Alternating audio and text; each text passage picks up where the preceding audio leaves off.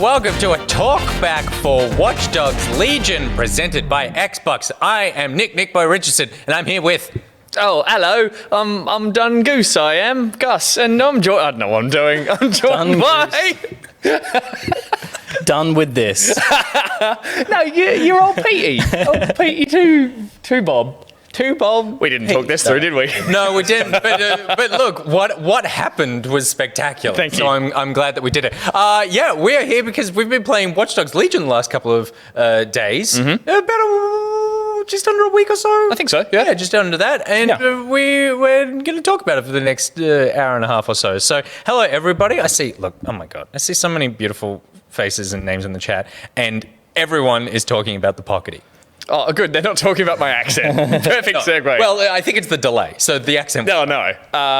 Little custom designed pockety there as well. I'll enjoy making pocketies for all games going forward from now on, I think. But this one in particular, because you can be all these characters, I was like, which freaking one do I make pockety? There you go. So we chose that delightful pig mask that's been doing the rounds. Pig mask. But also the very dapper British man as well. Oh, You yeah. made two. Yeah, the British tea-toting. Yeah. With the bowler hat. That's your favourite at the moment. The bowler hat. No, that's what you told me. No, he means the Pockety, the British Pockety. Not the bowler hat. Bowler What's hat is your your favourite favorite type hat. of hat? Well, that'd be the bowler, I believe. You should try a bowler. No. Not Ebola. Not a bowler? A bowler. No, hats aren't good on me. Okay. You wear a hat all the time. That's a backwards cap to keep my hair down. Any other form of hat to look like a good hat? No. I don't think a bowler's right for you because of what's coming out the bottom there. Yeah. But I reckon we could put you in a... What about like a Kangol? What's that? You know, like the Samuel L. Jackson hat?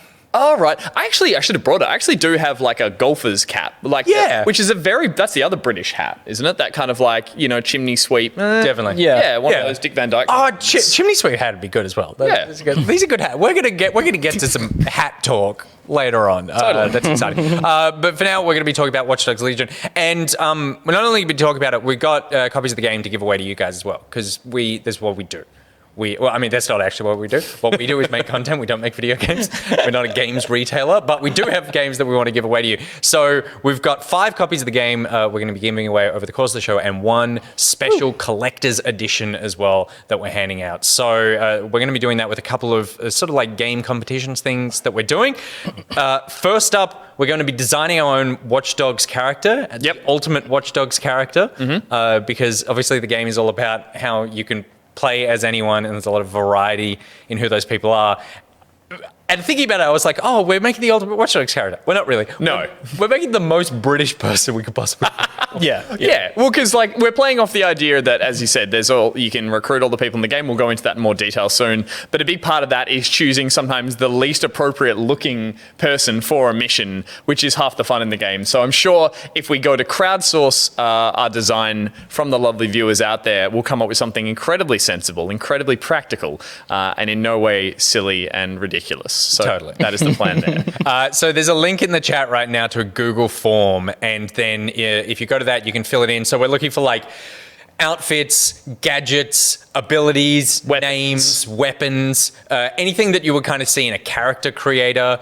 Just come up with whatever you would want, like masks, because masks are a big part of the game as well. Yeah. And fun attributes, because a lot of them have passive attributes, a bunch of stacked passive attributes, which obviously we'll talk about more later. But come up with something creative. Yeah, and I will say most of them are buffs. Some of them are weird debuffs. They are. Some of them are like brutal debuffs. Some of them only have debuffs as well. And you're like, it's like, I want to change you. I want to fix you. So, but challenge. We will be actually slapping this together. I will be creating said character later on the show in a bit of a slapdash character creator I've put together. So we're not just hypothesizing about the character. We're going to be actually building them and creating a little character that we'll have for the end of the show. But get on that link now and chuck in some suggestions, whatever they may be. Totally. So that's the first way. So we'll give away a few copies of the game there. And then the second one, this is my favorite, is that we've got a game called Ello, Gov'nor,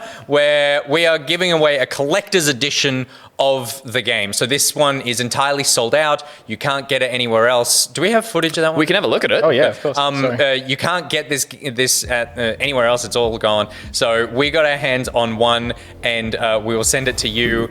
The way that you will win this and win this because it's got like stickers, a metal sort of case book in it. You just started with the Just in sticker. time Well, for no, I'm working my way up to the Okay, good part. yeah. just in time for Halloween as well. Exactly. You need a mask. You can't go shopping for one. And obviously it has a copy of the game, but it also has this full replica dead coronet's mask, which is one of the masks in the game. It's super cool. It's got like LEDs on it and shit. That's So, insane yeah. that it lights up. Yeah, it's pretty cool. So we've got that to give away. To win this, you will jump into our Discord. You will phone into us with your with a fact about London and your best British accent, and we will have a 30-second conversation with you. And our favorite British accent will win that collector's edition of Watch Dogs Legion. Yeah. And then also, what do they have to do when they call in?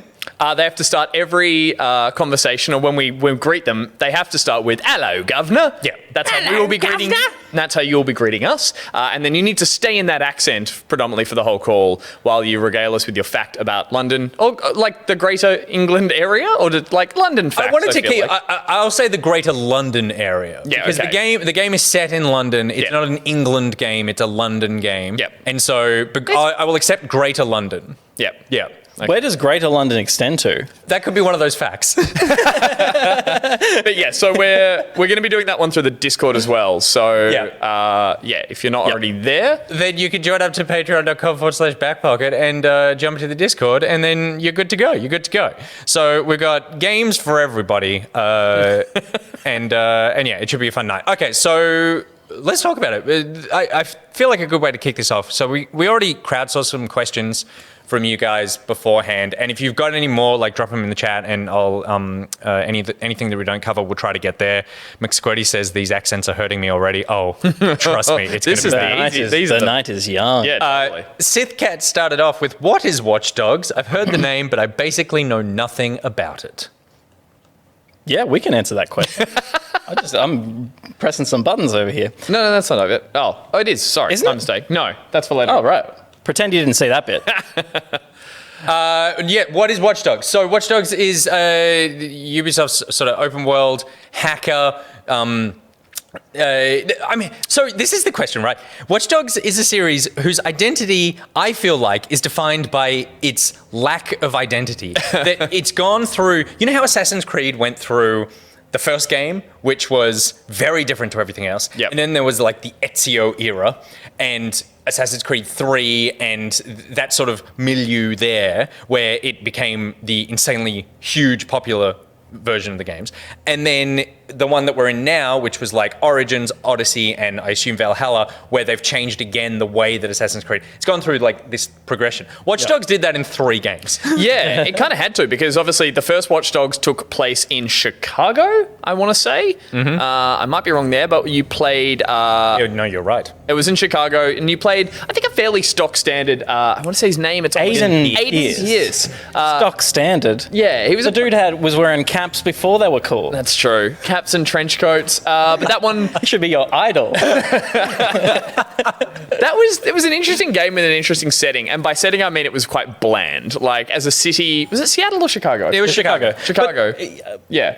I don't feel like bland is fair. No, I enjoyed it. I actually really liked it. It was a cool, rainy, grey, moody city. But I should just quickly to finish that description. It was basically you played as someone who was being recruited by a large anti-government establishment. There's a bit of a dictatorship happening in terms of corporations are all pushing it on the city, and so there was this group called DedSec who are a sort of underground hackers, hacktivists who are all finding ways to disrupt the norm, and you joined them. I think there was some stuff with a kidnapped son and stuff. They made it... There was definitely a much more personal mission for Aiden than it's become. The game has become a DedSec game as opposed to a protagonist game. But yeah, Aiden Pierce was definitely he was dragged into... He was on a vengeance mission and just happened to be good at hacking stuff. Yeah. He hacked into something. The person that he hacked into tried to kill him, and then accidentally killed his niece. And so he sets out on... It's like a revenge tale. Watch Dogs is a revenge tale. Yeah, and it is a very personal story.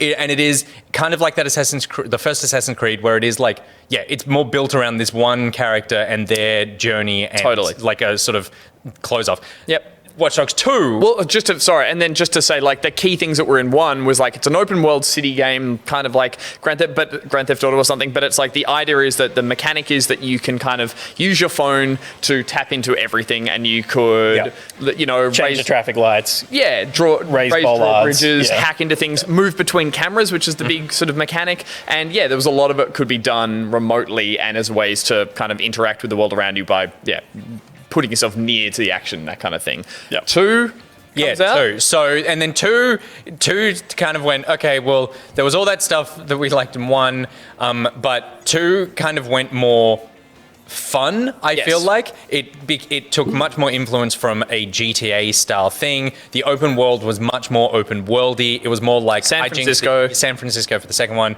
Hijinks you could get up to, a much more expanded team where DedSec became a much bigger part of that game as well, where there were multiple characters and that were all had their, like, it was like putting together the squad. It took the Mission Impossible thing, I feel like, where it was like first Mission Impossible, serious, let's ignore the second Mission Impossible, and then Mission Impossible, where it's like we're getting the team together. Thing.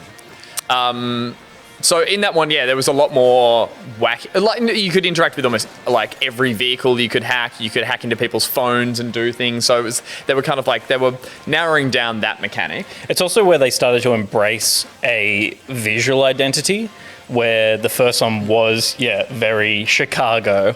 Rainy, bluey grey, noir-y a bit as well. Yeah, a bit noir. Like he just wore the heaviest leather he could find. It's going to rain.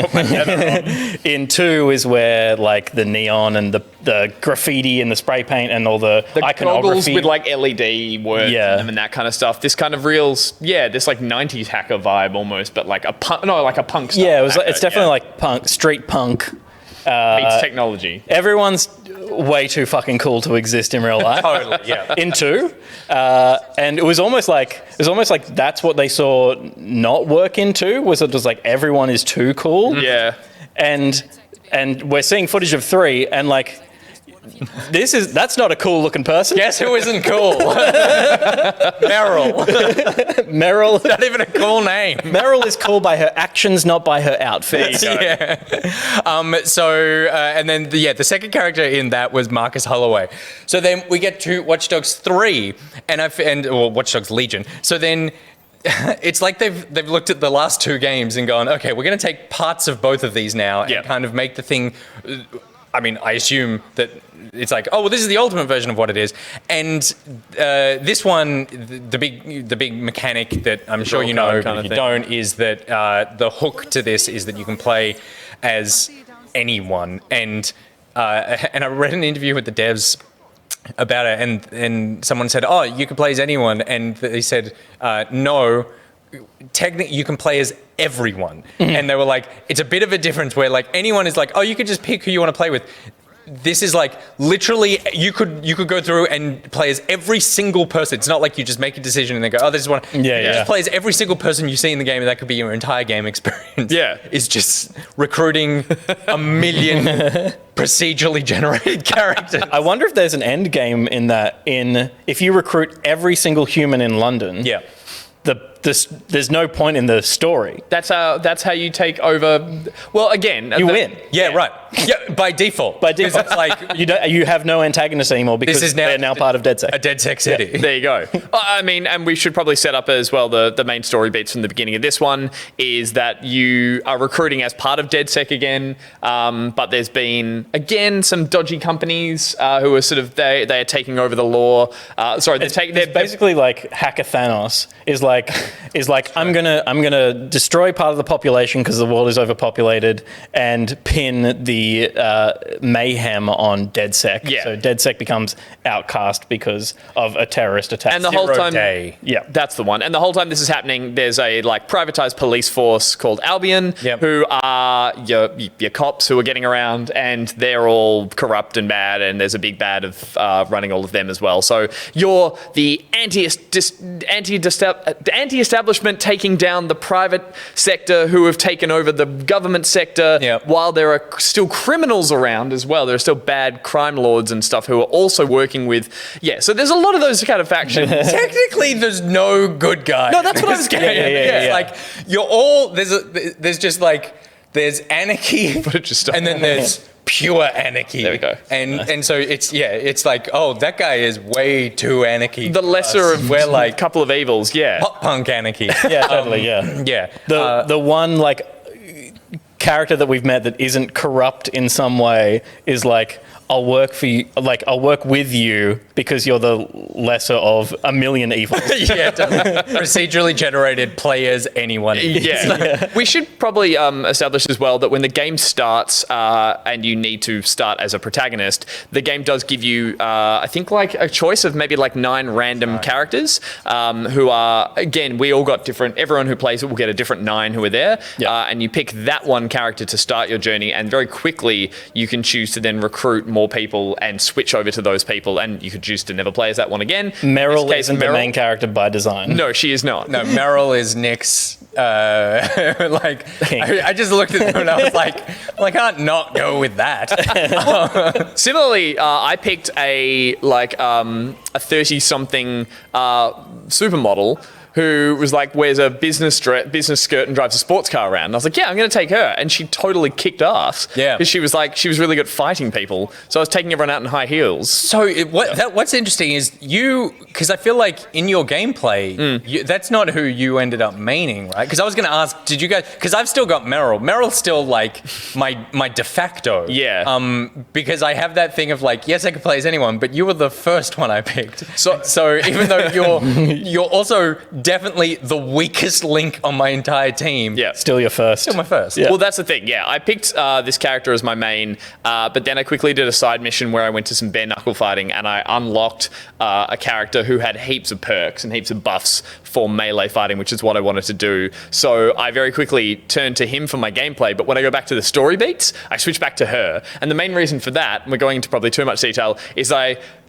went to the the wardrobe, and I put her in all the terrible Dead Set clothing. I put her in like a ripped hoodie with I could just tell she hated it. And I put her like the hood's up. She's in these giant obnoxious trainers. She's like got puffy pants, and like I think she's now just got like an exposed bra and tattoos and stuff. And she's just like in cutscenes, she's still got her prim and proper voice. So she's like, well, I guess we better work out how best to tackle this mission. And I'm like, what are you wearing? This isn't me. But I'm doing it on purpose. And then just quickly, the UFC fighter guy I got, who I actually thought, oh, this guy's going to be great. He was all in ripped, torn up clothes, and he's like, oh, he's the bruiser. But again, had a very posh accent. So there's some of that fun juxtaposition of character creator. And I went to buy him the best suit I could buy. I was like, we're going to dress you up. You're going to be like Snatch style. You're going to be all prim and proper, mate, but you're going to be an absolute bruiser. So I like just finding the character and then completely going the other direction with them. Yeah, and on top of like you forcing clothes onto people that you know they're not enjoying. I mean, like you fell in love with Meryl. I've started role playing with my individuals as well. You know, I've got a team of like 6 now of people that I like, and like a bunch of people who are like, I'll join you. I'm like, you're not worthy. But like I had a story and a story mission, or was a side mission and we won't dive too much into the mission structure just yet while we're trying to explain what Watch Dogs is. But with this one, you do end up role playing with the people that you bring into your team, because they do feel like different characters, and the more you play them, the more important they feel. It's like when you're just recruiting off the street, they feel like just random pick of the lot. Disposable, totally. But after spending some time doing a couple of missions, put some cutscene or two, and the game does a really good job of making those people feel important as well. Like when you recruit someone else, there's a cutscene with your old character talking to the new character, and it's like, oh, that gives the old character status. Yeah, and when you switch to the new character, your old character wanders off. Yeah, totally. They're just part of the world. Yeah, but then also a bit like. To me, it feels a bit like a Ponzi scheme or something, where you've recruited a new person and then you've gone, all right, now you need to go sell 30 Tupperware and I'll get a bit of your profit. Yeah. My job here is done. And then Meryl just wanders off into the night. But you do get side missions attached to characters as well. Yeah. I don't know if you guys have experienced that, but I had a revenge mission where one of my recruits was abducted because someone was trying to get back at a different one. So I was like, well, I'm going to take that different one on this recovery mission because they've got skin in the game. Oh, right. It's like, this person killed this other person's cousin, and so therefore that person got revenge on DedSec by kidnapping your friend. And I'm like, shit, let's fucking get him. That's amazing. Yeah. The Black Death says Meryl is not 51 years old. She must work out. I just saw 51. She's a ghostwriter? Yes, yeah, that's right. That's the other reason I picked her. I was like, oh, this is the least handy thing I could possibly imagine. Well, I guess if you are trying to like be a hacker, that also means impersonating people and a ghostwriter. That's a profession.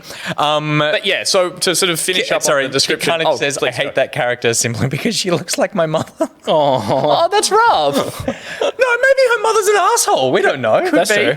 Not all mothers are nice, Angus. Oh, okay. But yeah, so basically you can choose to then transfer into other characters that have different perks, different passives, and maybe like gadgets and things like that. You will obviously need to need to recruit certain characters for the story beats of main missions. That'll tell you, hey, you need to choose this person who has a uniform. They can get into certain areas. So there's practical applications that are, or not just practical, but some that are necessary. But then a lot of the other time, it's just choose the things you like in the game. Find someone who is the best at that and who has perks, because not everyone has to have a full set of perks, gadgets, all that kind of stuff. Some people have nothing. I saw an old lady in the street. She can't sprint. She can't have a weapon, and I don't know. There was something else useless about her. That's just old lady. That's an old lady. But then I'm like, I'm going to recruit you because I just like I want to see why you have a home. Yeah, exactly. Come live with us. But yeah, obviously then there is a head of DedSec that you're referring to. You're building up a bit of a club again. You're building up a team and you're going after who's framed you through certain missions. I mean, it is interesting. It's the best framework. That, we were talking about how the story of Watch Dogs 1 is like a personal revenge story. And the story of Watch Dogs 2 is like this ragtag group of people getting together and fighting the system. The story of Watch Dogs 3 and the characters of Watch Dogs Legion is more nebulous because you are switching between characters all the time, if you are playing it in the way that the game intends you to play it, then there is no real protagonist of the game. The protagonist of the game is really DedSec. DedSec is actually, like, the story of DedSec and Badgley, who's your... Bagley is the AI voiceover guy, and then like the head of DedSec and a couple of other sort of like characters that have more like bespoke writing, I guess, to the stuff. Yeah. The arc of the DedSec redemption is kind of the story that you're following, which I thought was interesting, where you're not following like one character. How did that feel for you guys in terms of like not necessarily having a protagonist other than the head canon you give? I loved the idea of not having a main character that the game was forcing upon me, because there were those moments later on where I'm watching a cutscene and it might all be gelling really well. Like my supermodel character is talking in a thick British, posh British accent, and I'm like, hang on, this isn't what the game technically intended. This is my version that I'm seeing here. I'm seeing this character who I've got an attachment to that has just come off the factory line. But for some reason, that makes it more personal for me, that I'm not getting a tailored experience. Totally. And like, it didn't really dawn on me until I was in a cutscene that was a seamless like cutscene like you find in any open world video game. Yeah. And then I was an old woman at the time, and she referred to the character that she was talking to as young man. And as soon as she said that, I was like, this isn't just a script. Like, obviously it's all scripted, but it's been scripted for the countless voice actors who have done a pass on it. Yeah. And so it feels like everyone who goes to that is going to have a slightly different version of that. Like, that script was read by an actor giving a different performance to the person before her, because they're a completely different character. Yeah. It's strange. And again, a similar experience. My bruiser, who I ended up putting in a nice suit, had to dive out a window that exploded, and he stood up, and he was the main character of this game. He felt like he was, it wasn't a cookie cutter kind of like, it's just hanging a different character model. He got up and in his weird British accent, he had a very strange accent, ran away in his cool white suit. And I was like, this is my version of the character doing this experience in the game. And again, it just feels far more like you've got control over it in that sense. I love what I'm doing here right now is the way that because like if you think about a GTA, when you need to get a car, you basically just like stop a car, rip someone out, hijack the car and drive off. With this, all the cars have auto drive as a function in the game, but also a function of the car in the fiction of the game so that they could drive themselves. So you just hijack a car, I just go forward, back, and the person in the car freaks out so much that they hop out and they go, I can't be around this. And then technically I've done it around cops and stuff, and you hop in and drive off, and it's like, you're taking a malfunctioning car and they're like, oh, that's fine. Like, I've never been done for hijacking, but I have been done if I rip someone out. Yeah, like, of course. A bunch. I can't quite remember if it was in 1, but I do remember 2, a big part of that was you could remote access the vehicles and manually drive them around. I'm not sure if it was in 1, but it, again, as you said, is in this one. And I've done it once or twice where I went to Buckingham Palace and I took a parked car and I drove it forward and turned the corner and did a 90-degree corner. And I went down and cleaned up all the guards in front of Buckingham Palace, all the Beefeater guards. But it was great because it wasn't great. No one suspected me. No one went, oh, you've done something bad. They were all like, oh, we're on the lookout for someone who's doing bad stuff. But I just stood there being like, oh, I don't know, that car just drove itself. Crazy. So as something that was from 2 that I think is a really good feature that's still fun to play with. The other one I wanted to bring up, and I'm not sure if you guys know, is that the weapons in this one, like 2, had all non-lethal weapons. So in 2, you had tasers and you had different variations of yellow taser weapons. Yeah. So you were never actually shooting anyone with a gun. Whereas I think in 1, Aiden Pierce might have carried real guns and you could shoot people. Yeah. He was a stone cold killer. He was a killer, which is something that I actually really enjoy that the devs have gone into. They're going to go like, no, you get shot at from, the police force with real lethal weapons, but you've got these non-lethal. So you're tasing everyone, but it might be a taser shotgun, which is hilarious. Well, yeah. And also this game coming out at a very difficult political time in the world, and you go like, non-lethal weapons, not exactly like a walk in the park. But I do really like the fact that all the characters I play as now, the only weapons you can carry are these yellow painted taser variations of. I'm almost certain you can't use a lethal weapon. I have a nail gun. Okay, that's a little cool. My point being is that you don't accidentally always draw a pistol, shoot people in cold blood, which is, again, it's that real kind of like disconnect you can have from a character when you're like, I like my charming ragtag team of freedom fighters, and if they were pulling out guns and shooting people in cold blood, be they bad police, I would have that, is it like that sort of disconnect. And so that's something I enjoy still in this one. I'm not a cold-blooded granny killer. And there's, I've got a graffiti artist who's got a paintball gun. Okay. And the damage is like 1-to-1. I think there's no. It's just a skin, but it's just like it just looks cool and is like a fun way to. I mean, you walk around the street with a paintball gun, the cops are like, "That guy's got a gun." It's like, oh, it's just paint. The when you were talking about the writing voice acting, because I was very fascinated. Like, I'm almost more fascinated with how the game is made, because it is. When you hear it, you go, oh, okay, yeah, like that's a cool idea. And then I was like, how do you execute that? And there must have been so many things. And there was, with the writing was one of them, that they basically went, they got a huge writing team together, wrote a bunch of variations for all the different permutations of, they basically wrote like one script of interactions that you will have, and then wrote variations for all the different demographics that are within the game. They used UK census data so that the game is populated statistically with the correct amount of different ethnicities, ages, sexualities, everything as London is. Ghost Riders. Cool. Yeah, exactly. Enough Ghost Riders. There's going to be like a bunch of Jedi walking around who just filled out the census wrong. Yeah. And then when they did like voice acting and stuff, they brought in a ton of voice actors to do a ton of accents and different things. And then they pitch and modulate the voices so that everyone, in theory, can have like their own unique version. Yeah, of this combination of like this person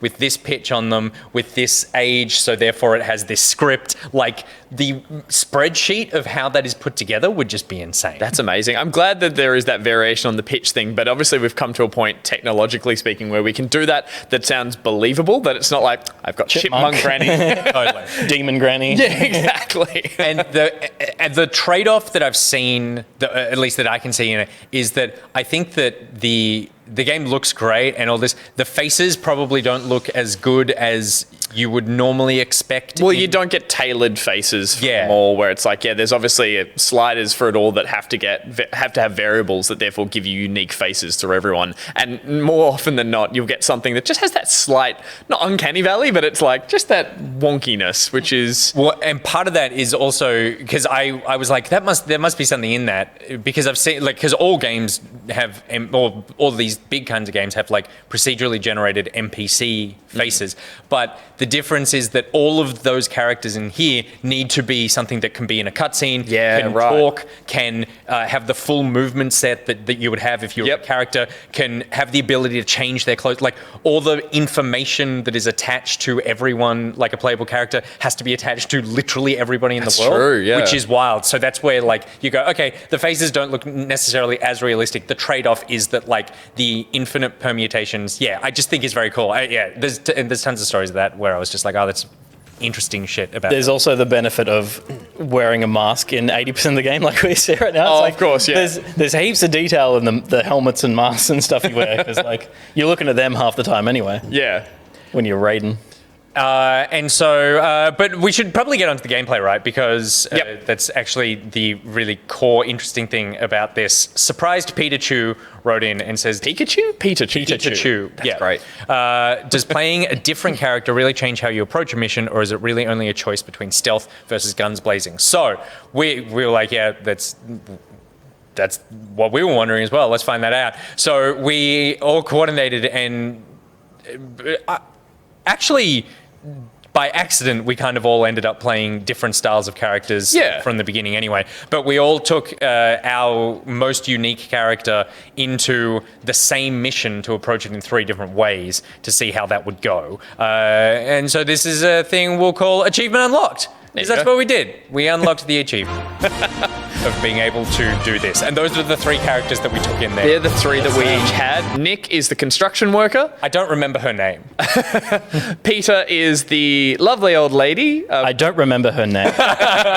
And that is my bruiser. That's my UFC fighter with a terrible haircut. The only thing you can't customize. And his lovely suit. And I do not remember his name. That is the worst haircut it's shocking. I have ever seen. The worst part, anyone you can get ever. It's like serious hat hair or helmet hair. Well, you can wear hats, and I was like, I'll get a hat to cover it up. Every hat kept the little greasy bit at the front. And I was like, I hate it. But again, it's like there's something quite endearing about then seeing that character in all these other cutscenes, like with that terrible haircut, and I kind of got used to it. I liked him. Shout out to Nick Gurr, who is watching because it's his birthday. Happy birthday, Nick.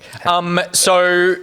The mission, what was the mission that we did? It was it's not so much a single player mission, a main story mission, but throughout the map of London, it's broken up into boroughs, and those boroughs have each been, there's too many of the corporate Albion police there, so you need to find ways to liberate the boroughs, and to do that, you need to tick off a shopping list of a series of tasks that each liberate that area. So it's like you need to change some of the propaganda, you need to maybe take out a VIP or take someone out, you need to turn off the power in some areas, but often... and clear buildings. Like take back London. Take back London, mate. That wasn't bad, actually. Thank you. But a lot of these missions take place similar to the previous 2 games, in areas of the map that are restricted. So they're run by the gangs or the police. And so your objective is within a red restricted area. And the cool thing is that a lot of these ones take place in famous landmarks over London.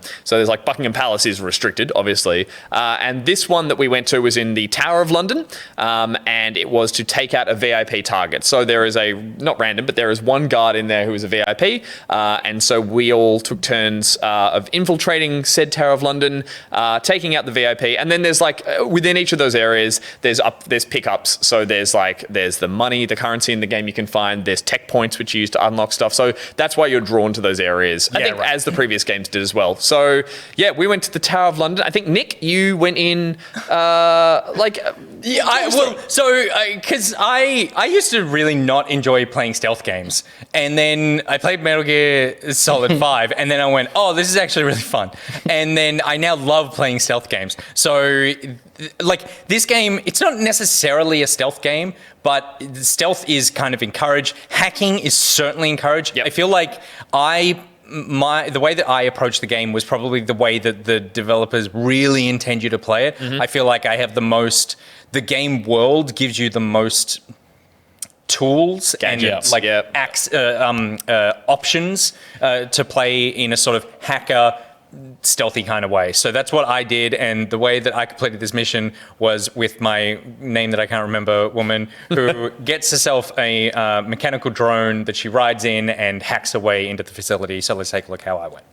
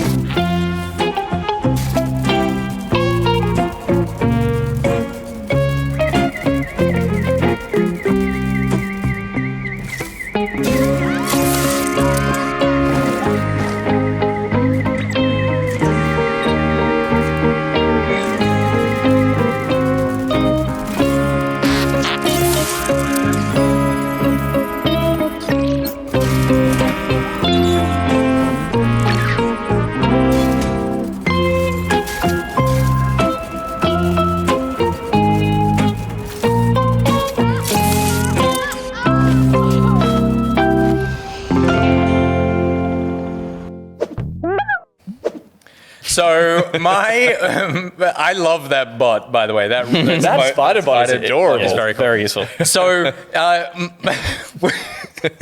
we were like, okay, let's do this. This will provide really great contrast of all the different ways you could do it. And I was like, yeah, no, this sounds good. And so I get my cargo drone. I climb on, like I call it in. You hack the drone, bring it down to street level, climb on. Ride it over the top of the... Which feels like it totally feels like an iWin flying that thing around over areas of the map. You're like, oh, I'll just... there's like walls, there's access points, there's tunnels, there's bridges, and you're like, nope. It's the thing that you used to type like /God mode or no clip like and just like fly around the because world. It was like there are multiple walls and security stations and stuff that normally you would need to like fight your way through or like hack or whatever. Again, built as the Tower of London for the crown jewels. Ain't nobody getting in here. Totally. And then so I just go over the top, I throw the drone out, and then it lands, and actually where it landed was about 30 meters away from the person I needed to kill. And I just went, wait. No, it couldn't be this easy. And I walk on and then it's like, mission successful. It took 35 seconds. And then I was like, well, I'll just clear the rest of the place out. So then that's me like going in the safe and like disabling other people because I'm like, well, I got to get more footage for the thing that we're about to show you. And so I love that is a thing that you can just go, okay, I'm just coming in the top here. I'll do that.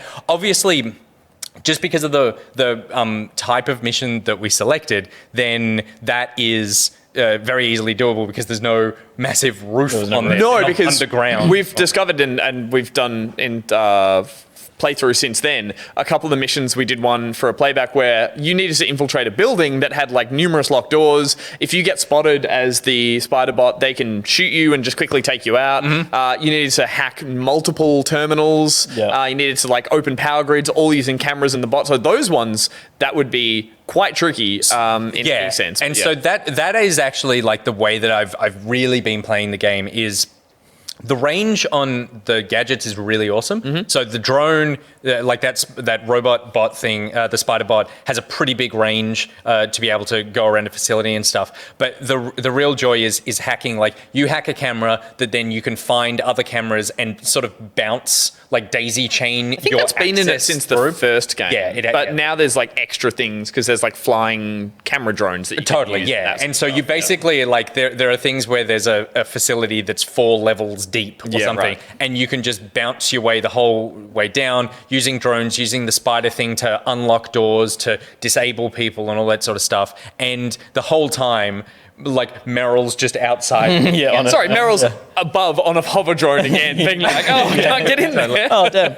Yeah, and like that's like for the more difficult scenarios, that's the fun of the challenge is finding your way into the network. Because once you're in the network, it's like the world is your oyster. You can jump around anywhere, and you can suddenly like map out how you're going to approach a situation. But often the hardest part is finding the first little way in. It might be stealing a drone and flying it in at the 3rd floor just to see a camera, and then go like, cool, now I can get in the camera. And then you'd lean in and awkwardly, like confidently saying to the mic piece, oh my God, I really fumbled that one. The mic piece, I'm in. And then as you progress, initially the game had, when they announced it, they said there were going to be 3 classes, like an enforcer, an infiltrator, and a hacker. And they would all have different abilities assigned to them. And then they ended up scrapping that, which I think was a really good decision. And now you have, it's not really a tech tree, it's just an ability unlock. And so as you get points, you then unlock new abilities that give you like I can get more spider bots and that sort of stuff. And there's like tons of them, but they're also universal. So you can it's like to your whole team. You upgrade the DedSec facility as opposed to individuals. It's like everyone has access now to this piece of technology that we bought for the company. And so that's a gadget. It's like how when we make company purchases of like $40,000 computers. Totally. You have to have everyone has it's a big meeting, and everyone's like, well, I was thinking I'm getting shot a lot, so I'd like to have like tougher skin. I don't need tougher skin. And obviously you can then, that's a gadget, so that would go in your gadget slot, and that could be, if you change to a different operative, you could then take that with you. But I think it's only 1 gadget per person. You send, and so you need to make sure that one is akin to the way you like to play the game. And in this case, Nick just hovers above everything and sends all your footage as being like Spider-Bot. It's just Spider-Bot and hovering. And what about Peter? I mean, in the interest of testing out the ways to play the game, in the interest of science, we did a little experiment, and I went hardcore down the gun path. Part of that tech tree is more weapons.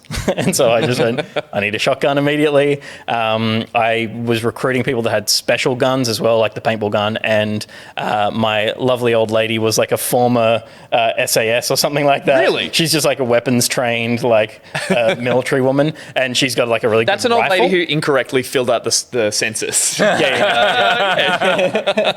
I'm in a club. But so her thing that she came with that no one else had was a gun? Yeah, it was a special gun. And she had one passive as well. I can't remember what it was. I can't remember. Yeah, right. I was just like guns blazing. So let's see how my approach to the Tower of London went. Oh, this will go well.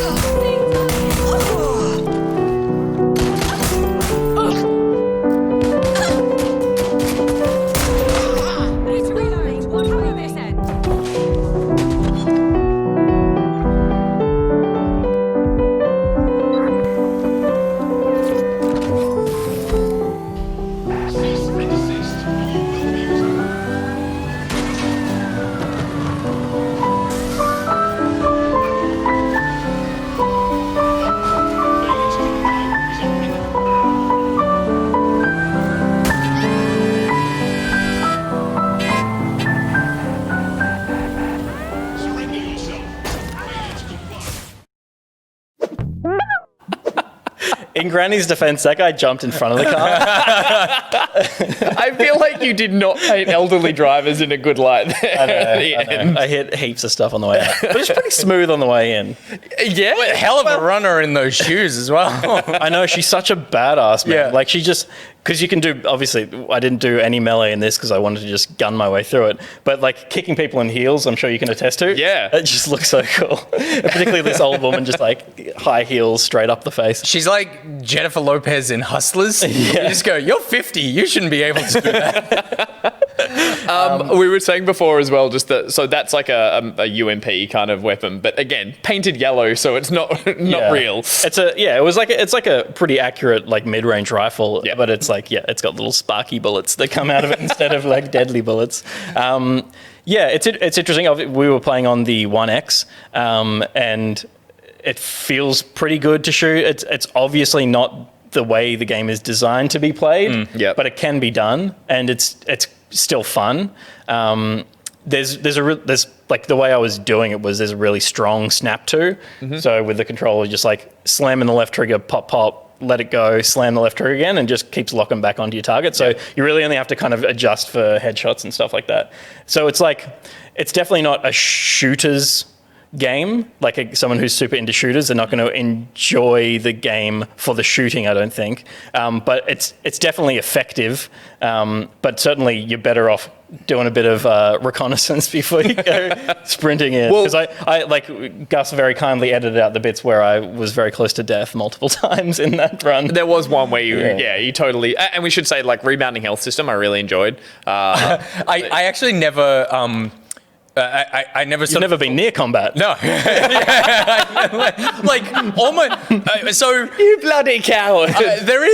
we did a first. We've got a first play this next week, and we shot it yesterday, and it was a wild adventure.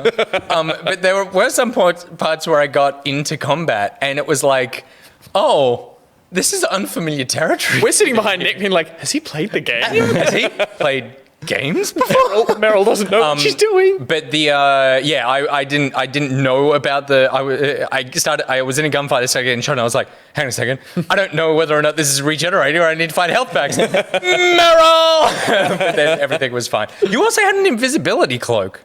Yeah, so instead of the spider bot, because I knew I wanted to kind of go a bit more run and gun, you are asked to unlock the spider bot or the invisibility cloak as the first unlock when it's teaching you how that whole setup works. And I was like, I know these guys are going to get spider bot, so I'm going to get the cloak and use it to infiltrate like aggressively. But it's a good way, as you said, if you're like suddenly finding yourself down on health, like it's a quick way to just hit a button. It's got a very limited use at the start. You can upgrade it, and then I think it regens pretty slowly. And I'm pretty sure there are like some of the more advanced drones. You like come up against like scaling difficulty of drones as well. I think some of the more advanced drones can just lock onto you anyway. Yeah, right. But humans can't see you. Yep. So like it's a good get out of jail free card.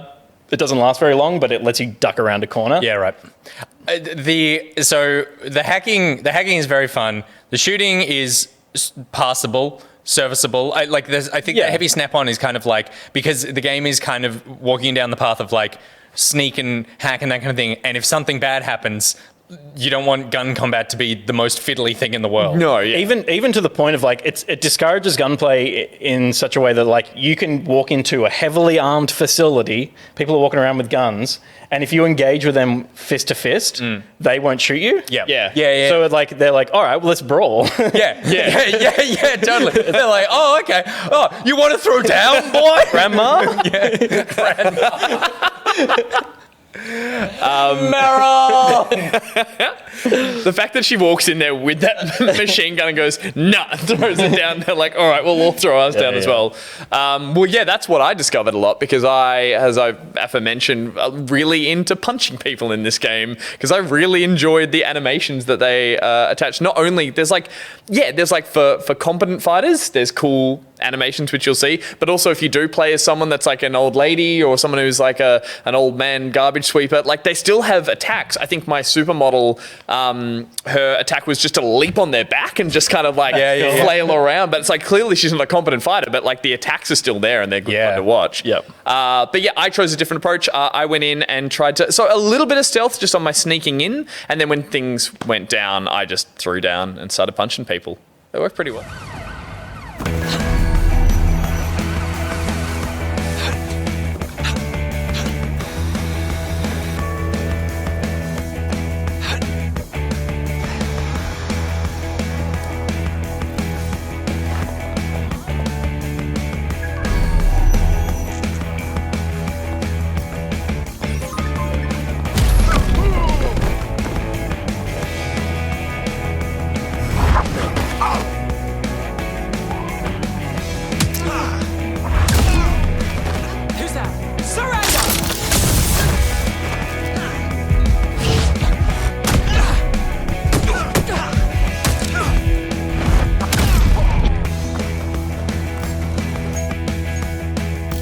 we are, lads. What's wrong with you, mate? You're trying to get killed, pal. Got your back, fam. Are you mad? Let's go, G. I'm with you.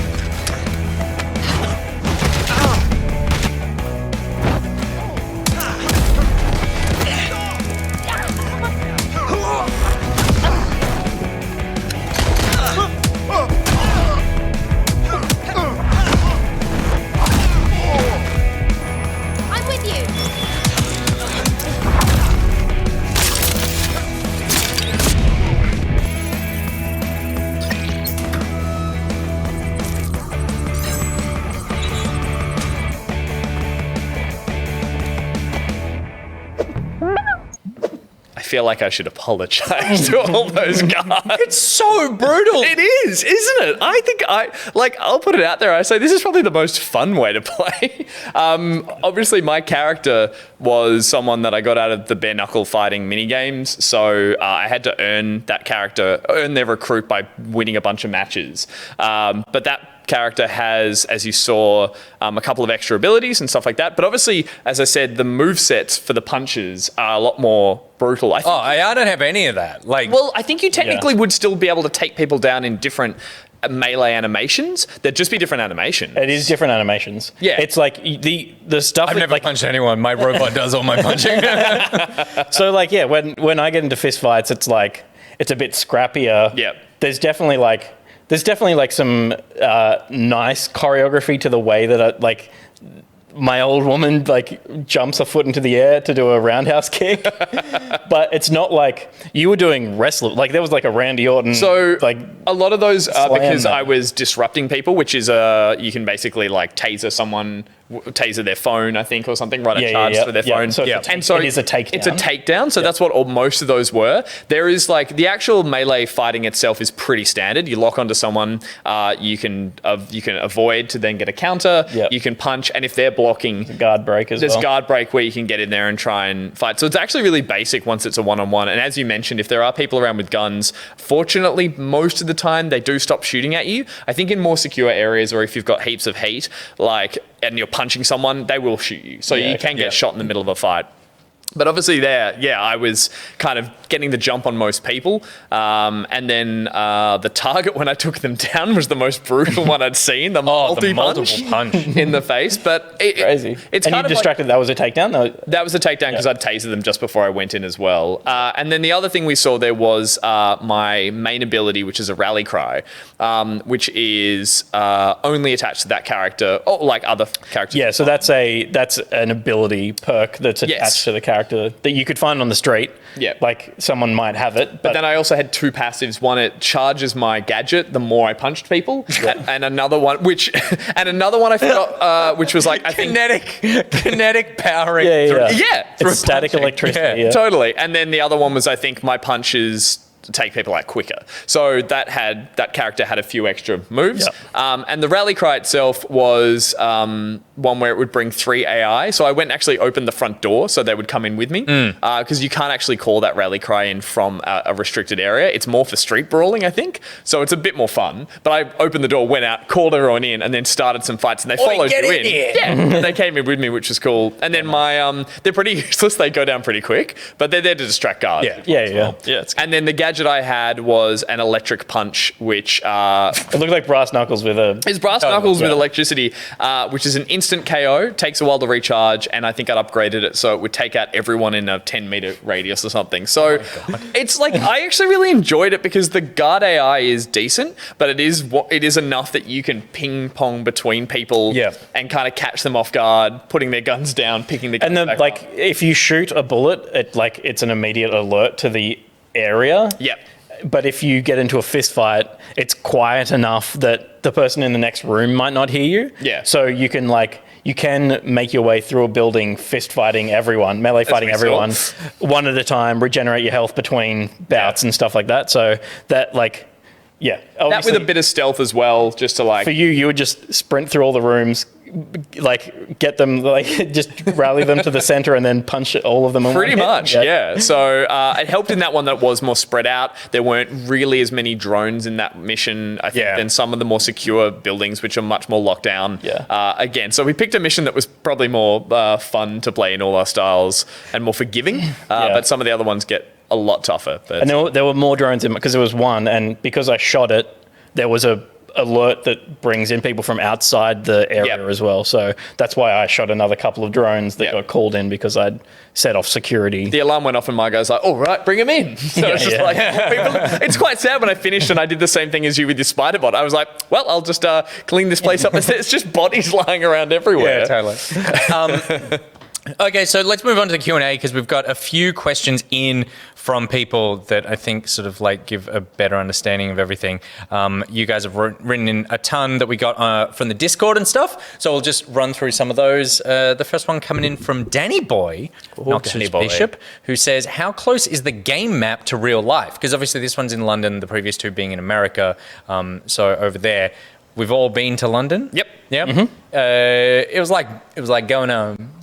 I mean, yeah, it was actually pretty good. I had 2 days in London to kill before I flew home after I'd been traveling. And so I spent 2 days walking London, just like going, I'm just going to walk as much of the city as I can, starting obviously in the central area. So I've got a pretty good memory of all the main tourist traps and how to travel between them all. And I, at one point, worked my way from Piccadilly Circus to Big Ben just by going, I know in which like compass direction this is. And I know Big Ben is a giant, like, it's the biggest thing. I found it myself. Oh, yes, I did, sir. But no, I was like, actually, and then I think it was past Buckingham Palace. I was like, go down the park leading up to Buckingham Palace, turned around and was like, I know where I'm going. And that felt kind of cool. But I think that, like, less so the map, because obviously it's massively compressed. Yes. I do think it captures the vibe of London quite well. Yeah. I think that it does have that feeling that London has. The difference between like Camden Markets and Piccadilly and Westminster and all that sort of stuff. I think that when you play it, it's certainly not like you're playing a GTA game, and because I think a lot of American cities can feel the same. Like, I would be hard pressed to tell you the difference between like San Francisco and like Boston if there wasn't for the massive hills in San Fran. Right? But I think that a lot of the architecture in London is quite unique, and so like I was wandering around going, like there's not too many games set in London in this kind of open world. I think also the Thames is like that helps. There aren't a lot of cities built with a vein. You know, it's like everything is close to the Thames. Yeah. And so where you're like San Francisco is like, there's obviously the bay, but everything is this side of the bay. Really good point. There's water over there somewhere. Whereas with the Thames, you're always hitting it. You're like, where am I in relation to everything else? Yeah, that's it. Yeah. So it's like, it actually becomes really easy to navigate by going like, I've hit the Thames. And if I look up there, where's that big clock? There's the giant clock. There he is. And it's also just like this point in the middle of the city where it's not just skyscrapers. You can get a bit of perspective. Totally, so it is good to. I wonder how. I don't think I've checked, but how 1-to-1 that centralized area is. Obviously, the further out you get, it does take some creative liberties with the more condensed suburban-y areas and stuff like that. But I wonder, like, I think there's a decent chunk of it that's probably mapped fairly accurately based off pretty much Big Ben, because you start your pub HQ is fairly close to that. Yeah. So it does centralize you there. And from there, I would say it's probably fairly accurate for at least a couple of kilometers before it starts taking, I think it's more that, to me, it felt like if I think about, say, like The Division, where they were really going, like New York, Washington, these places where running a street block actually felt like running a block. When I was running a block in this game, they all felt really small to me. I felt like, I get around pretty quickly. So they've done, which, like, good. They've done a lot of cheating of trying to get around. The thing I did notice, though... But the scale of the buildings is still right. Yes. The icons is still right. So yes, exactly. When you're standing in front of Big Ben, It still feels it's very quite tall. big. Totally. Yeah. Yeah. It's not just a name, it's quite big. But, Yeah. but then it's not so far to the eye across the river. kind of Exactly. thing. Yeah. You reckon? I mean, I think the eye across the river is probably 1-to-1. Yeah. That little like Parliament and stuff, it's like the bridge is probably right. Maybe I've just got video game goggles on, but Yeah, I feel like I could be wrong, but I just felt like, it never really was too far to get anywhere, and that's not London. Yeah, and you usually not, when you were in London last time, were you driving 100 miles an hour on the wrong side of the road? 100%. Okay, cool. But the other thing that is noticeable about the map is that, and this is because this is what this game is, there is a ton of people here. I feel like there are more people in this game than I've seen in most open world games, where you are wandering around down the street and there are just people everywhere, constantly walking past. They're all on little interesting loops that they're making and stuff. Like, there is an absolute ton of people around the city that make it feel really populated. It doesn't have that sort of like, I guess, like mafia vibe where you go, beautiful buildings, shame about the fact that everyone died. Or if you come around a corner too quickly, no one's there, and you're like, hang on, they haven't all populated yet. So, especially if you're coming around corners too quickly, you will find, as Peter discovered, very easy to quickly come up on a sidewalk and be like, oh my God, there are so many people, I'm so sorry. Yeah, you will hit people. JMO said, how free and unique does the character switching feeling? Do you see it being more of a gimmick after the initial wow factor fades 15 hours in? I think we covered a bit of that at the start. In terms of the wow factor,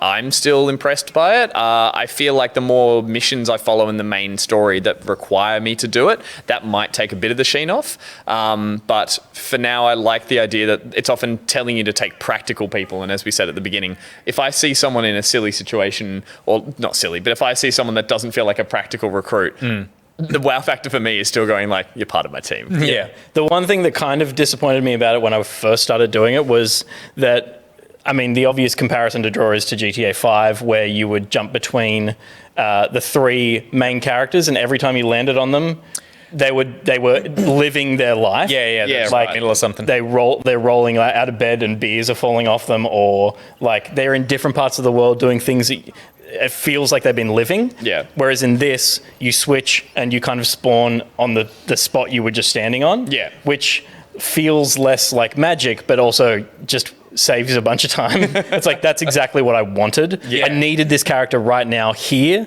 not Trevor over there. Yes, because GTA is telling three stories spread across three areas, whereas this is telling the DedSec story with your replaceable avatar style thing. Yeah. Because like when we were playing yesterday, and there was I caused a massive pile up and everything started exploding and my character just got murdered in the middle of the street. And then the new one comes in.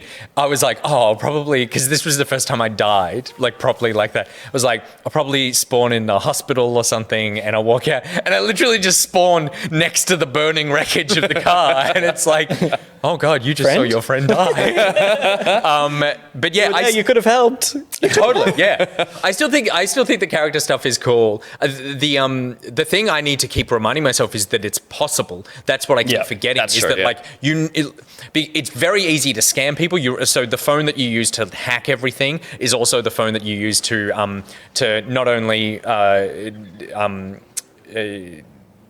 control the cameras and stuff, but also to like scan people's, like profile them and go, okay, this is like your perks, your background, whatever. So you can just hit that button on everybody. And I did have to find myself going like, I'd play for 5 hours and then go, I haven't actually brought anybody new in. Yeah. I other than like the ones that I've had to do for the story. So that's the thing that I think that if you do get bored, like with your characters, you can remember, I could just bring in a bunch of people, then that makes a difference. I think something that I didn't discover until the decent couple of hours into the game was, firstly, we should set up that the game at the beginning asks you if you want to play permadeath mode, which I didn't. I assume you guys didn't. You can't on your first playthrough, I think. I was like, all right.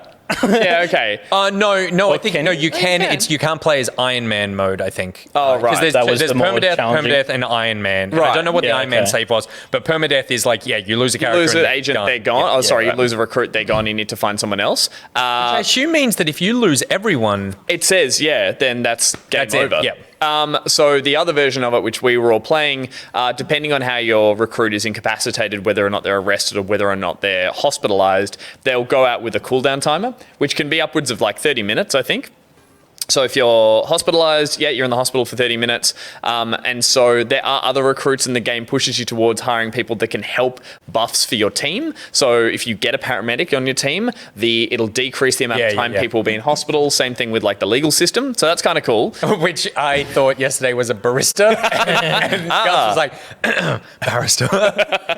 So a barista would be handy as well. Barista would be super handy. Absolutely. There's a lot of night missions in this that you're going to need some perking up for.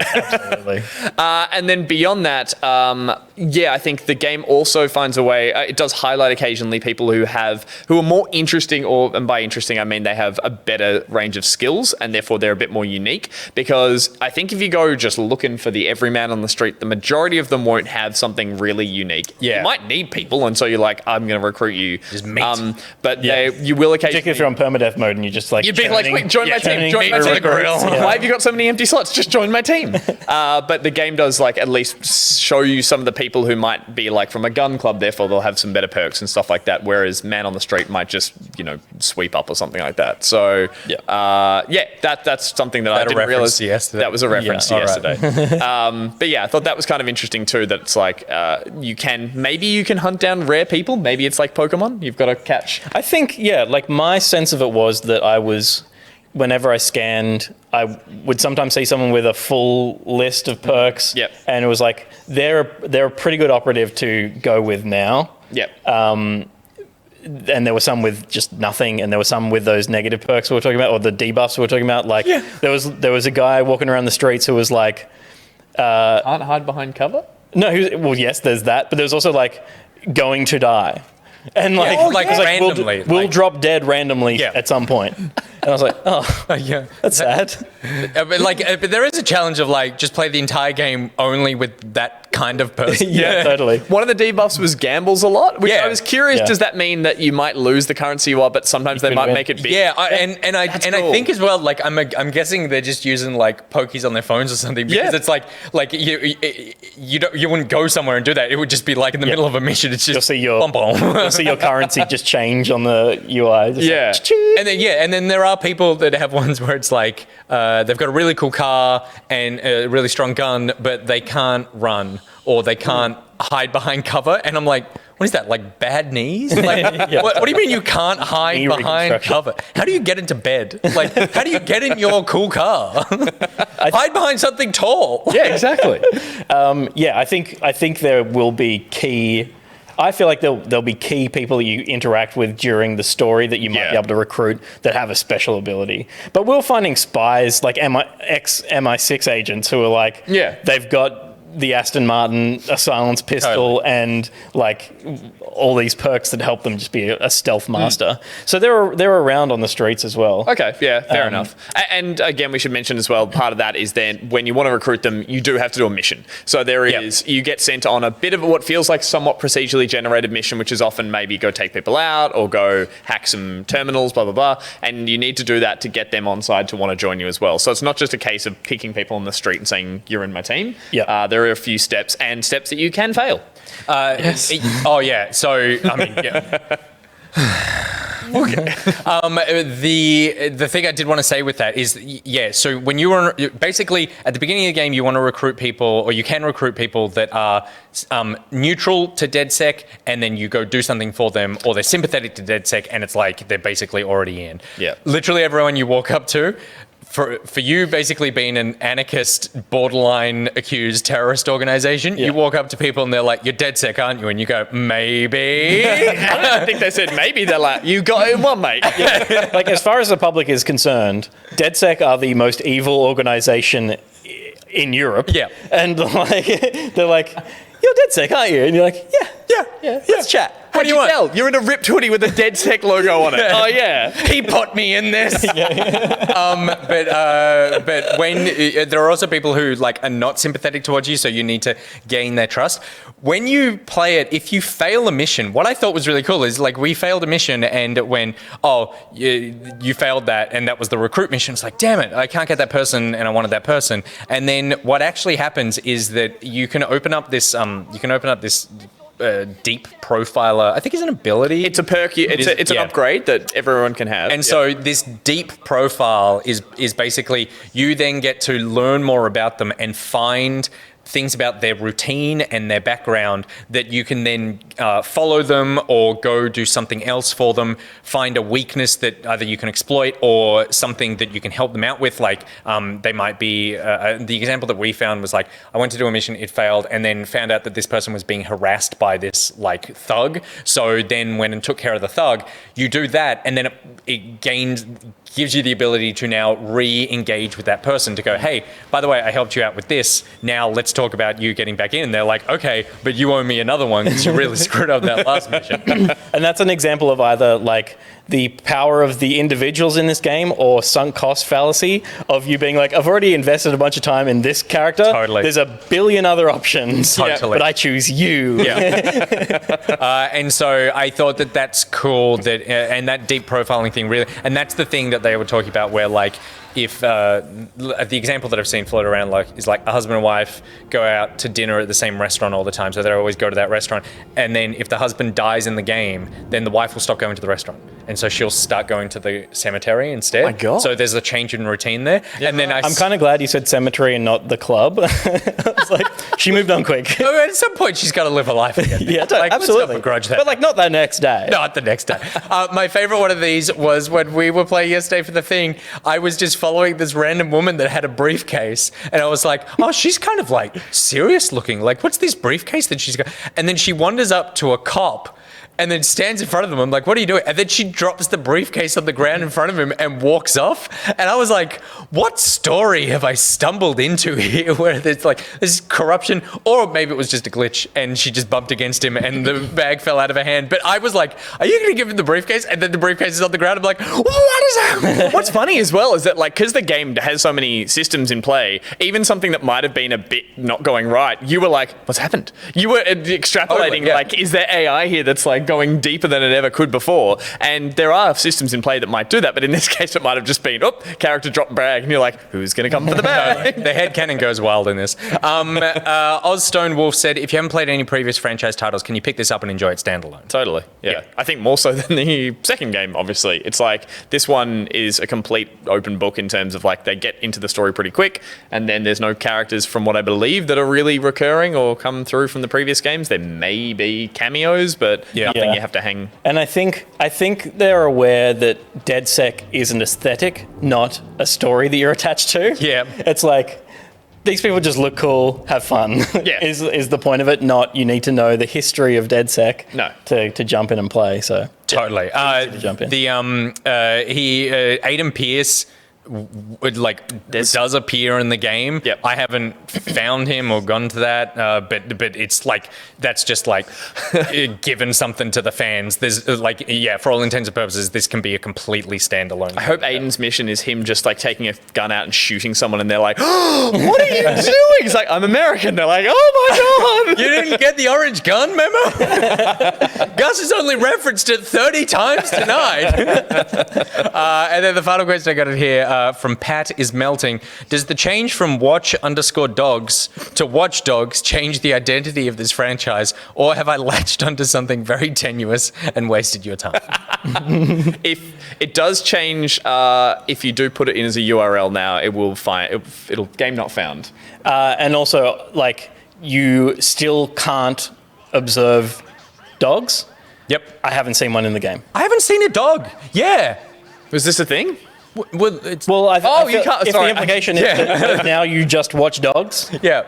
that doesn't seem to be the case. I was like, when was anyone talking? Can you pet the dog? Maybe if you find one. Have not seen one. Yeah. I mean, it does feel like a wasted opportunity to play as a dog. Totally. I'm sure there's a massive, there's all sorts of issues. Why? I mean, maybe the spider bug could have been. I was going to say, like a robot puppy would have been. Imagine the guard being like, oh, "There's a robot puppy. I'm not going to shoot that. A spider? Fuck yeah!" And it's just one of those '90s wind-up toys that goes. So as you get close And to does the a hack, backflip. you always keep doing backflips. It's a pretty good distraction. And then backflips right onto your face. So there you go. So false advertising. There are no dogs in the game To be watched. But we want to create our own ultimate watchdog, which is what we are going to do right Now, the Ultimate Watchdog is the competition that we are running to be able to give away a few copies of the game. You guys have been submitting a ton of options and different sort of ideas for what you would have as your Ultimate Watchdog's character, because as you can see on the screen right now, there are we've spoken about it, tons of different masks, outfits, weapons, gadgets, types of people that you can play as. And so while we want to create the Ultimate Watchdog, I feel like for the cultural insensitivity of this stream, it does also need to be the most British person we can think of. That they need to be drinking tea. They need to have one of those big beefeater hats. Pete, what's another British thing? The most British thing I can think of is, you said tea and hats. I did. That's it. Oh no, That's it. What else? What else do Girls. people in London? Yeah, but that's not modern Britain, is it? I'm very old. They're a relic. Who was I talking? No, I love the Spice Girls. I mentioned Spice Girls Spice to World for somebody. life. I mentioned that a couple of days ago, and I was like, feeling very old that was like my touchstone. Oh, it was us. Yeah. We were talking about them Because of Ted Lasso. no. Don't they talk about it in Ted Lasso? They do, but Yeah. we were talking about it for the Watch Dogs thing, where I was like, oh, we could put together a team of like recruits on a theme, and I was like, it could be the back pocket theme, and then my other two options were Seinfeld or Spice Girls, and I was like, when was I born? But then, to be fair, there's no good music these days. Let's see what Gus is doing over there. So Angus is over at his computer, ready to put together the Ultimate Watchdog based off your suggestions. Oh my god. Hello. Oh my god, there's so many. And you all wrote books. Essays. You all wrote oh my god. no, we didn't- Oh Gus, this is gonna take so long. No, we're going to power through this. But as you can see, obviously, we've got the option to give them a name, to give them a job, all that kind of stuff as well. Hit me, Okay, what have we cool. got? So let's start with okay, so I love how this starts. And it's the most recent one, but Oscar, 48, is a 4'0" male who was once employed by the royal family. He worked as the lead corgi breeder within the royal household until the Queen had him dismissed as she no longer wanted the company of vertically challenged dogs due to her fear of leaving them behind in the case of her death. Outraged by his dismissal, Oscar sought to bring justice to the working class of London and stumbled across DedSec. In order to hide his identity fully, Biscuit has committed to a full corgi fursuit, which he hides his arsenal within. Biscuit is focused in melee combat, preferring blunt instruments, which was his training in the Royal Guard, as any loud sound generated by gunfire would startle the dogs. The belly has pull-away stitching, which allows access to a set of brass knuckles and a police baton. Due to the pores on the suit, he is unable to pick up firearms and will shout biscuits if the player attempts to do so. Oh my god. Upon ending a fight, Biscuit utters his catchphrase, "Down, boy." Oh my god. So that came in from Phoenix O'Lion. Okay. Jeez. Got a backup plan here. We'll go to that. That was insane. Can we take one element from that at least? yeah, the things I love from that are Down Boy. Down Boy is fantastic. Down Boy's excellent. The whole corgi backstory I like. Yeah, absolutely. Particularly since it's Watch Dogs. That's a good Thank point. you. Oscar, 48, has been watching dogs Yeah. his whole life. Yeah. If anyone's From the height of a tall dog. yeah, he's just a little bit taller than a corgi. Yeah. So I reckon, what? Corgi mask? It's a corgi mask. Perfect. Yep, perfect. Corgi mask and Down Boy. Okay. Well, Is that's Down Boy a debuff? Is Down Boy could alert nearby enemies because it's Down Boy? Oh, or Down Boy is like he when a bad person raises their hand, he sits. So anytime like someone lifts their truncheon, then he just sits down immediately. Or has a training clicker. He goes, that could work. Yeah, that's exactly what this is. Okay, what else do we like? Pipe Major Ronald McDonald, a red-bearded, buff-sleeve, tattooed, free-balling, short-tempered Glaswegian. Is it Glaswegian, who, after being discharged from the Black Watch for rowdiness, performs as a small piper in a folk band. Jesus, that is an intense sentence. There's musicians in the game as well. Like any skill that a character might have. That was a flute, right? It was a pipe, a small pipe. Yeah, okay. Yeah. So I've encountered like people who play harmonica, but anything like Gus was talking about, a sweeper. If you've got a skill that isn't necessarily practical in combat or hacking, you can it's still in your wheel of attributes, and you can play the harmonica or sweep the streets. So a pipe would fit in. So because this one came in from Frosty Phoenix. It's just a Phoenix themed entry today. That they have a red tartan face cloth mask, like a COVID mask, which are in the game. Yep.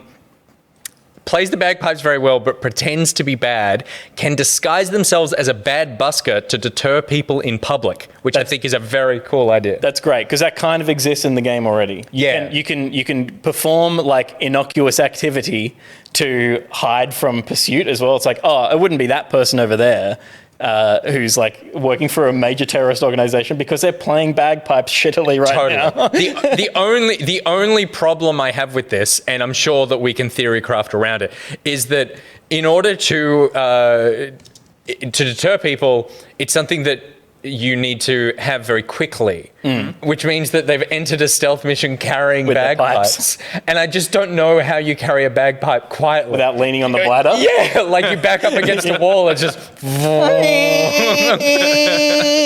then everyone in the facility just salutes. So it is a debuff? Is that what we're working out? No, it's a skill to be able to deter in public. So you can blend into the crowd when you're being pursued. Yeah, which I think so hide from pursuit as a busker. Okay. What are they wearing? We'll find someone else. Yeah. What do we got here? Mickey. What? I hear muttering. Yeah. This worries me. Yeah. We should say that every time then. Oh, right. Okay. Sorry. Yeah. That sneaky little aside then was these people are getting the codes, right? So can I just say there was nothing sneaky about that. It was from the mic. Unbelievably obvious. Like, did you forget that we were on camera? No, but I mean, obviously they could see I was saying something, but they couldn't hear what I was saying. Yeah. It was sneaky in that regard. Right, okay, sure. I mean, that was about as sneaky as someone sneaking into a facility with a bunch of bagpipes.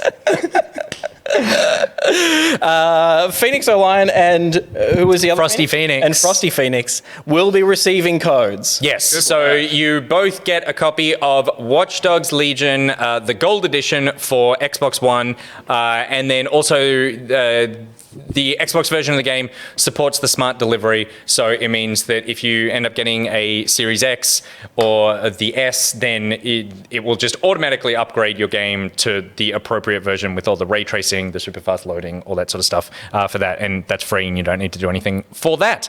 Okay, what else do we want? Panning up from the feet. This is why I love our community. Poetry. This is why I love our community, because every other show out there just have people who are just assholes. And we've got artists. Gutter trash is what they are. Gutter trash. We've got artists, ghostwriters, pipists of the bag and small variety. So panning up from the feet, you see black and white shoes of the sensible kind. Black and white shoes. Black and white. I don't have full shoes, but okay. Some sensible shoes. A well-ironed blue, navy blue pencil skirt with crisp white blouse tucked in under a navy blue sweater, which will go great with the tattooed arms and the corgi head. Oh my God. She has an umbrella that gives her Wait, I thought it was an old man. No, we're going she now. Oscar 48 was just a furry. Yeah, that's right. Yeah. But it could still be a man in the pencil skirt. That's fine. She has an umbrella that gives her anti-gravity. Like Mary Poppins. Okay. Oh my god, that's excellent. Yes. She has telekinesis. Wow. Okay. All right. Too Calm far. down. Yep. Come on, they're not, And she could this is stop- not a Marvel universe. And she could store unlimited weapons in her carpet bag, but doesn't need them as everyone just does what she says anyway. Her special abilities may seem super OP, but she has frustrating debuffs such as the ability to walk faster than a saunter. She also has the... I gotta know. She also has the potential to be sucked into any painting or picture she walks past. What? That's the randomly dies. Randomly gets sucked into the paint realm.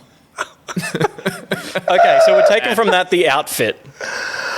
Oh my god. A killer business blouse. Okay. Suit and blouse. Suit. So pencil skirt and jacket in a navy. I mean, it can be any color, but navy would be nice. And umbrella and sucked into paintings? Anti-gravity umbrella is like her version of the cargo drone. Yep. Debuff is sucked into paintings. Yeah. So maybe it's the gadget. The anti is the gadget that the Gadget was dead second one. bagpipes. Is that the right. weapon? 2 gadgets. 2 gadgets. 2 gadgets. You could hit someone with a bagpipe, Absolutely.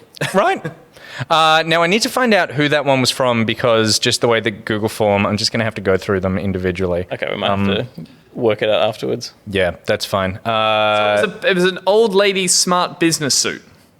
Old lady, no, it was a pencil skirt. It was like, It was your supermodel. What you found your supermodel. yeah, like Okay. preppy, like blue jumper, a Business to be done. crisp white shirt, Yep. Okay. that sort of thing.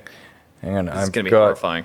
I'm actually getting close to the. Here we go. And that one came in from Alex. I'm not going to read out your whole email address, but Alex, you know who you are. Yeah. Oh, Raptorzilla in the chat says, "'Twas me." Nice. Well done. So well done. You get yourself a copy of Watch Dogs Legion Gold Edition on Xbox. Congratulations. So it was a well-lined blue pencil skirt with a white blouse under a navy blue sweater. Let me just try and put that together. Look at that face. Look at that face. And they're intense eyes. Whatever we end up calling this character has seen things. We need to find a name next. We do need to find a name. We need a name. We need a main weapon because we've got a bunch of good gadgets. I'll chase up that one in a second with the other gadget. Yeah, no rush, mate. You take your time. You're making art over there, as we can see. Don't know what I'm making. Don't read that one. I can't read that one out loud, but it's funny. Okay, is this... Are we allowed to say the Basically thing Gus's about? character. This is... Yeah. Okay. Interesting. Yeah. Some of these are like... Next. Great, but... we've got Oliver Taylor. He walks in a suit that is perfectly fit to blend in both the underground world and posh snobbery. He can crumple... you can crumple people into walls at a moment's notice. We've got... so that was Oscar there. This person just says they need a tough style F-Series ute, which is like, that's basically the whole thing. Yeah. Pipe. Oh, so wait, is this who I... Yes, this is who I read out. Pipe Major Ronald McDonald is the red-bearded buff sleeve tattoo. Yeah, it's yeah, which is very Oh, there's a good. red beard, was there? Yes, it's a big bushy red beard underneath the mask. I like that this person just said black Adidas tracksuit, nothing more, nothing less, which is very true of a lot of people, I feel like, wandering around London. Absolutely, yeah. It's a tracksuit city. That's what it should be called. I don't know what it is called, but it should be called the Tracksuit City. It's called London. Oh, right. Like, You know, it's like the Big Apple. Or, yeah, you know, right. Yeah. What is... Yeah, maybe that's... the Windy City. Maybe that's an interesting fact that someone could call in with. Maybe. Do you want to tell them what they're doing when they call in? Yeah, for a segment we've got coming up called Hello, Gov'nor. Love it. You're going to need to talk to us for a good 30 seconds or more in your best British accent. And yeah, you're going to have to find something to talk about, so it may as well be a fact about London that we aren't aware of. Exactly. And we won't be able to fact check it, so anything you say could be true. You can make up some bullshit, but we want to learn. We all want to learn. Because also I am going to absolutely question There will be this fact. questions. Like I want to know more. We've got Chad. A suggestion is Chadworth Billington III. I'd like the third. Someone just suggested they call him Gandalf. Duck is an option for a name. If they don't say what ho old chap, are they even British? Is something. And this person just put in their email address as the answer to the question. I enjoy that. Let me get back to these ones. So Gus, how are you doing? We are getting there. Oh, Hey, goodness. We're getting there. There he is. Name? What was that? Name we're still looking for. That is what The description on the ability down boy is what? Mickey Pox May. I like that name. Mickey and this Pox May? looks like a Pox May. Yeah. Fox is like the middle name. Yeah, Yep. I don't know how deep we can go into this These paragraph eyes. that's been submitted. Yep. But I think we could. Yeah, I like Mickey Pox May. I like Okay. what has been written there as well. Yeah, it's a great entry. I just feel like when we get to the catchphrase, it just seems like What am I writing? Mickey Pox May? yeah, Mickey Pox, like air quotes May. Oh, right. Got it. So it's Mickey May, nickname Pox. And that one came in from the good Eno, the goody Eno. Was there a name at the bottom? No. No. So well done, Goody Eno. I will send you a code for the game as well. And then what are we missing now? We need a key weapon, and we could still use another perk. Have you got the umbrella for the Put gadget? that in now. Anti-grav? Anti-grav umbrella, was it? Yeah. Mary Poppins style. Oh, of course. Yeah, that makes sense.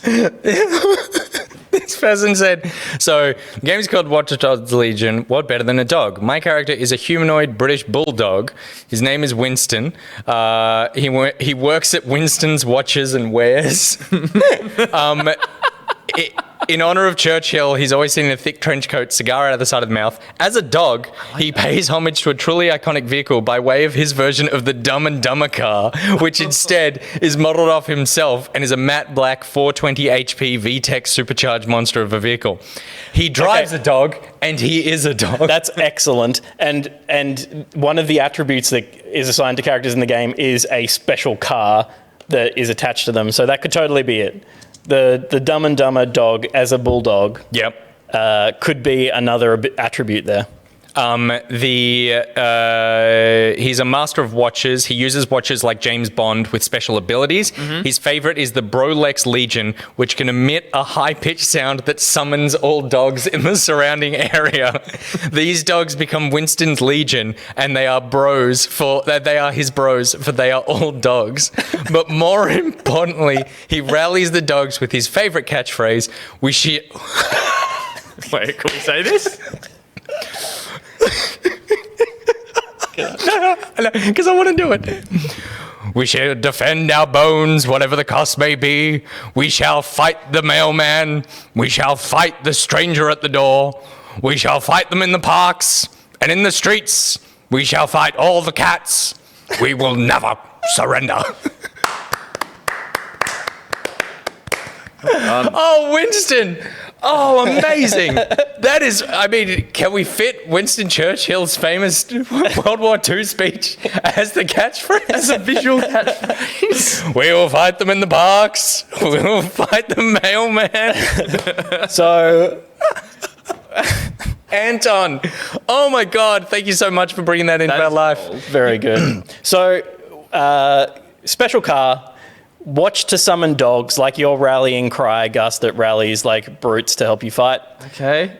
So just that car. I've lost track of the layers. Turn on your layers. Can we get an exclamation mark layers? They're in the already chat, turned on. please? I've just been pasting so haphazardly. I've forgotten which one's which. There we go. So then we've got one more. Is that not 5? I think that's 4, isn't it? Oh God. Phoenix. Double Phoenix, Anton, who we just read. Yep. And then pencil skirt and and pencil skirt. So that's 4. Are you sure? Mickey Pox. Mickey Pox, that's 5. yeah. That's 5. There we go. We did it. We did it. We did it. Let me get. Thank you, Kit. Confirmed 5. Thank you very much. I mean, someone should have been tracking that, and it probably should have been the person who is sitting at the computer, who is looking at all the email addresses and has all the codes for the game, and will also be the one sending out the copies of the game. You. I stayed up very late playing Watch Dogs. But oh my god, can I just the Winston Churchill speech that made my night. I'm just looking through if there's anything else. If I'll tell you what, if a really special one pops out of me, I'll just buy you a copy of the game myself. Because poor Gus is going to take a while. Yeah, Gus is he's getting there. He's getting there. He's gone. Where did your face go? That's because I've just like gone to the full screen mode while I put more things in the Fair. slots. You don't want to see me cutting stuff out. So Cool Go said, so William Pembroke drives around in a giant scone. He's a super passionate monarchist and he's 70 years old. He was knighted for his achievements in bakery and diplomacy. We don't have a weapon yet. Oh, okay. Well, I had. So if there's anything that... I feel like we've got numerous gadgets now. Yeah, totally. We have a dog watch. But then that's not necessarily a gadget as opposed to an ability. Like, summon dogs is like your catch cry isn't a gadget. It's an attribute, a perk. So I can go up in that little area with your down boy description. Well, I never got a description. What was down boy? It was if you... Down boy was... people sit with people raise Down boy was whenever someone raises their arm towards you, you sit, waiting for a treat. That is definitely a debuff. Yeah. Okay, and the weapon needs to be, as you said, something intrinsically British. So, C Chest 18 said that Ruth suggested Ruth is a 60-year-old grandmother with an adorable Scottish accent and a devoted member of the Women's Institute. Her gadget is an unlimited supply of sponge cakes filled with mock cream, as real cream would be wasteful. Good. As a throwable item to stun enemies. Cosplay expert. That's not bad. Passive trait from Jaden Perry. Does Mr. Bean impressions when stressed. I like scones as weapons. I'm just putting it out. Scones as weapons is funny. I did like that. Sir Charles Hawksworth II, an ex-royal guard who, after a falling out with his boss, has taken up vigilanteism to continue his service to the crown. He wears the top half of a suit of armor and wields a short sword or mace. Like you're just coming up with new characters for me to make. That's not what this is. No, we're just reading the good ones. What was with the dog one? The options were, it could open up the tummy and take out, was it just guns? Was it just guns? The dog one? Or the dog cosplay furry outfit. Oh, the first one? Yeah. Oh, that's taking me back. Was that because there were weapons involved in that? Oh, what is this one? Jeff, a Sunday pub soccer player, the unfit mate who stands in goals and flaps at the ball. He would wear a badly coloured purple goalkeeper's shirt stained with mud stretched over his belly, goalkeeper glove and black shorts which are slightly too small, garish neon orange boots like a pro. Mask is a soccer mascot head, the terrible goofing grinning bulldog nicked from the team's mascot. His special abilities are to dive at people, tripping them up, run up and kick, and kicking a ball accurately at the head. He might be unfit, but he has some skill and have it rebound back. He drives a battered Ford Fiesta, which he can fling around the streets, which explains the dents. His catchphrase is keeper. Weapon studs on his boots. It could be, or just the football. Someone suggested a riding crop is a stun baton, which is that's Sir Foxington, is very British. Which is very British. And then we also have. I feel like I need an older lady face or something. It just looks terrible. It looks. I think I'm. It's Mickey. You reckon? Yeah, that's Mickey. Yeah, that's Mickey. I know sure. that is Mickey now. Yeah. I look at that and I only see Mickey. Yeah, Okay, I refuse to say anything. I just think I wanted a bit of flowing old lady hair out the back or something. But it's a man. Wait, I thought it was a woman. No, it's a man, and he's dressed in women's pencil skirt. clothes. He's got a pencil skirt. Got it. Yeah. You don't need to do anything more to this face. This is a perfect face. So yeah, I reckon like cupcakes are probably fine. I mean, Cupcakes. scones. Yeah, let's just go with scones. Scones is great. Yeah. Scones is great. And then, oh my God, the Bunch of biscuits thing gadgets. is so funny. Yeah, I mean, gadgets can be weapons. Yeah. How you feeling, Gussie? I think we've filled every slot here apart from it's Mickey Pox May, ex-Corgi Whisperer. Is passive, but like debuff is shit when people raise their arms. Yep. Drives the Dumb and Dumber car with the Union Jack on it. I couldn't do a bull. Which Mickey can summon whenever he pleases. Right, okay. Which is like the super sports cars and stuff that you can get attached Got to a it. character. Chat's very angry you called them cupcakes, not scones. My memory was cupcakes, and then I saw a scone, and I was like, "That's obviously a scone." If this was set in Chicago, a scone would be something different again. Yeah. This is true. Yeah, sorry, Gus, go on. No, then we've got the weapons. I liked the scones with fake cream in them. Yep. And then there. So, C Chess, congratulations. I'm personally buying you a copy of the There game. you go. Well done. And then there is the dog watch, which is used to do what again? That emits a high-pitched squeal which summons dogs to the area. Amazing. Love Yeah. it. An anti-gravity umbrella that's Yep. used kind of like the way you The cargo drone. you cowered away on your cargo drone. You can do it with an umbrella now. Oh, have you added the... wait, what debuff did you have? That's it, boy. Yeah. Down boy. The second debuff, though, remember, gets sucked into paintings. Get sucked into paintings. God, yeah. Can't forget that. Look, it's implied. It's implied. It's implied. It's implied. It's It's implied by the implied. carpet It's bag. implied. The bag is a giveaway. Yeah, because the implication. Because so hang on. If I take what is hopefully the finished character now, talk amongst yourselves for 1 second. Whatever's going on screen right now is a layered disaster. Oh, the saltiest pretzel is the person who submitted the watch stuff. Fantastic. And Cross Buns said, "Oh my God, that was me! Yay!" Which one? I believe the scones. Nice. I say scone. Scone. Scone. Scone. Scone. Yeah. Yeah. Good. Okay. When you get hit in the head by a soccer ball, Yep. you get sconed. You got sconed, mate. Scone. Yeah. Sconed him. Angus, did we vamp long enough? Done. There we go. Layers car. Oh, the mullet is there, is it? The car's There it gone. The car is floating. There we go. There you go. There is our ultimate watchdog. Fantastic. Very good. Terrifying stuff. Yeah. Particularly because it's still got Other arms. Mannequin? other arms. I just saw that. Hang on. Fixed. There we go. But honestly, like, if that person walked down the street in the game, I would be like, oh, yeah, I've seen that one before. Yeah. Yeah. No need- Also, if that person walked down the street of the game, I go, "You're dead sick, aren't you?" They go, "Bloody oath, I am." Takes the cigar out of his mouth. Fantastic. Good work, Angus. All right, so that is the normal copies of the game to give away. But now we need to give away the collector's edition in a little segment we're going to call Hello, Gov'nor.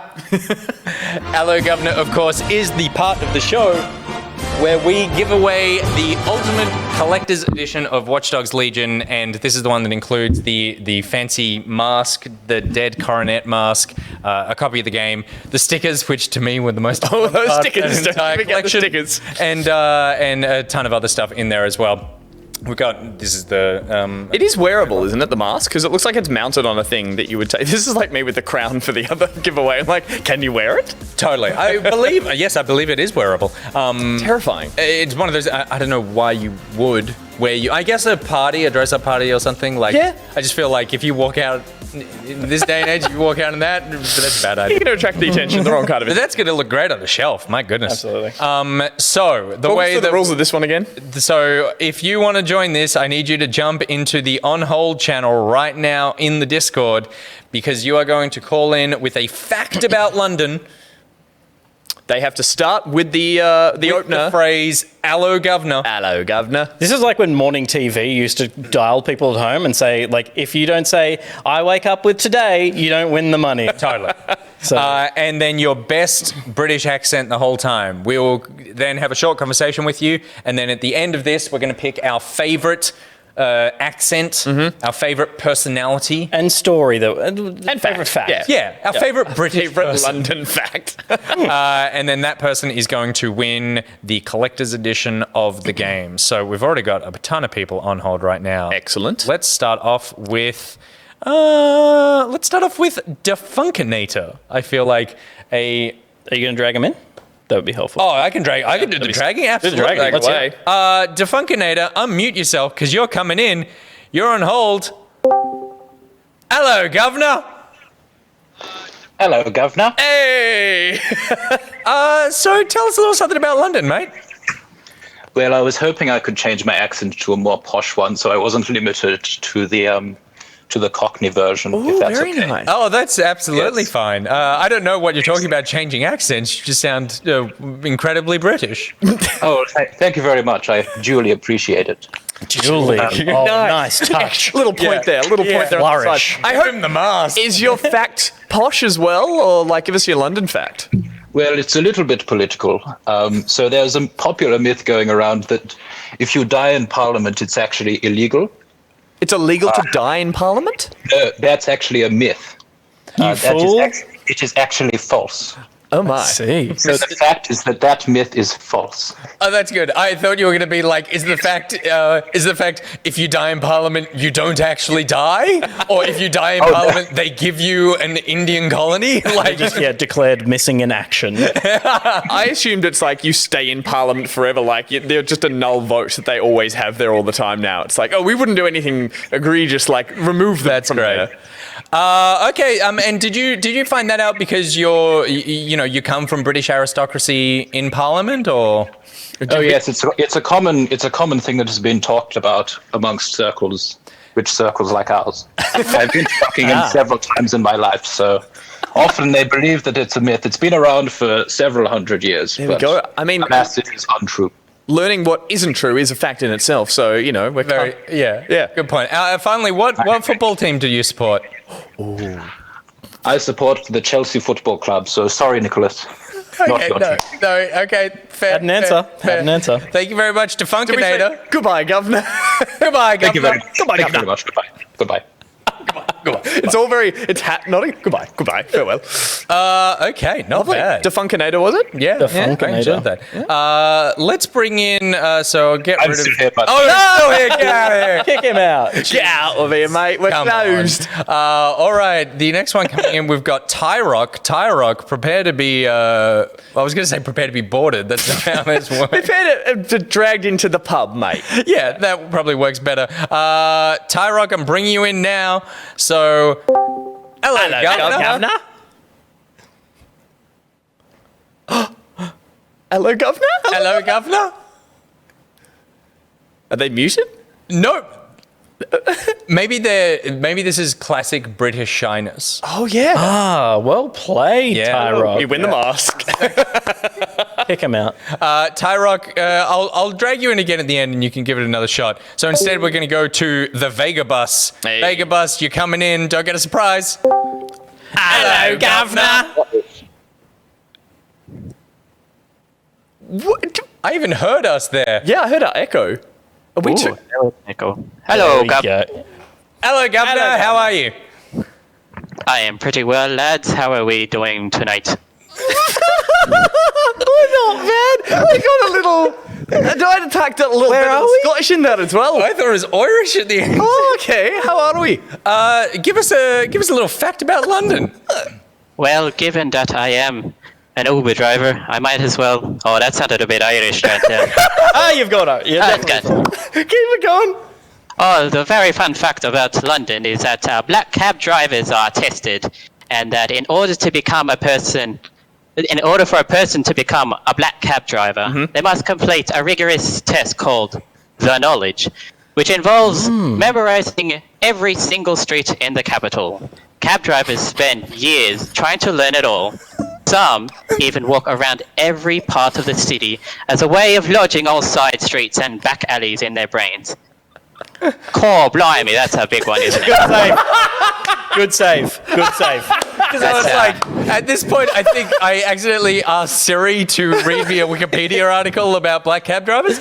Okay, wow, that's Wonderful. That's a great fact. And do you know this because you are you're an Uber driver. a driver of black cab? Oh, that's right, you're an Uber driver. So have you done? I am an Uber driver, and funnily enough, I actually had a black cab driver as a passenger, and they were kind of side-eyeing me, giving me the "oh really" look with my driving, and they were I was very fascinated just to learn what the difference between Uber drivers and black cab drivers, and I guess giving me a bit of like that posh side eye over there. Sado. And I feel like, yeah, it's obviously like Uber drivers are fantastic, or ride shares are great and it's great service, but a black cab driver is like next to a New York cabbie. They're the ones who hold what they do as a service in high prestige. So were you getting a little bit of, was the nose turned up at you even a little bit, you might say? Oh, I would say very, very turned up, but also just very insightful,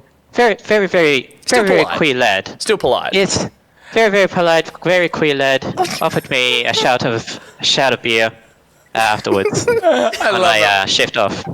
Well, thank you very much for calling in and your facts about black cab drivers. Love it.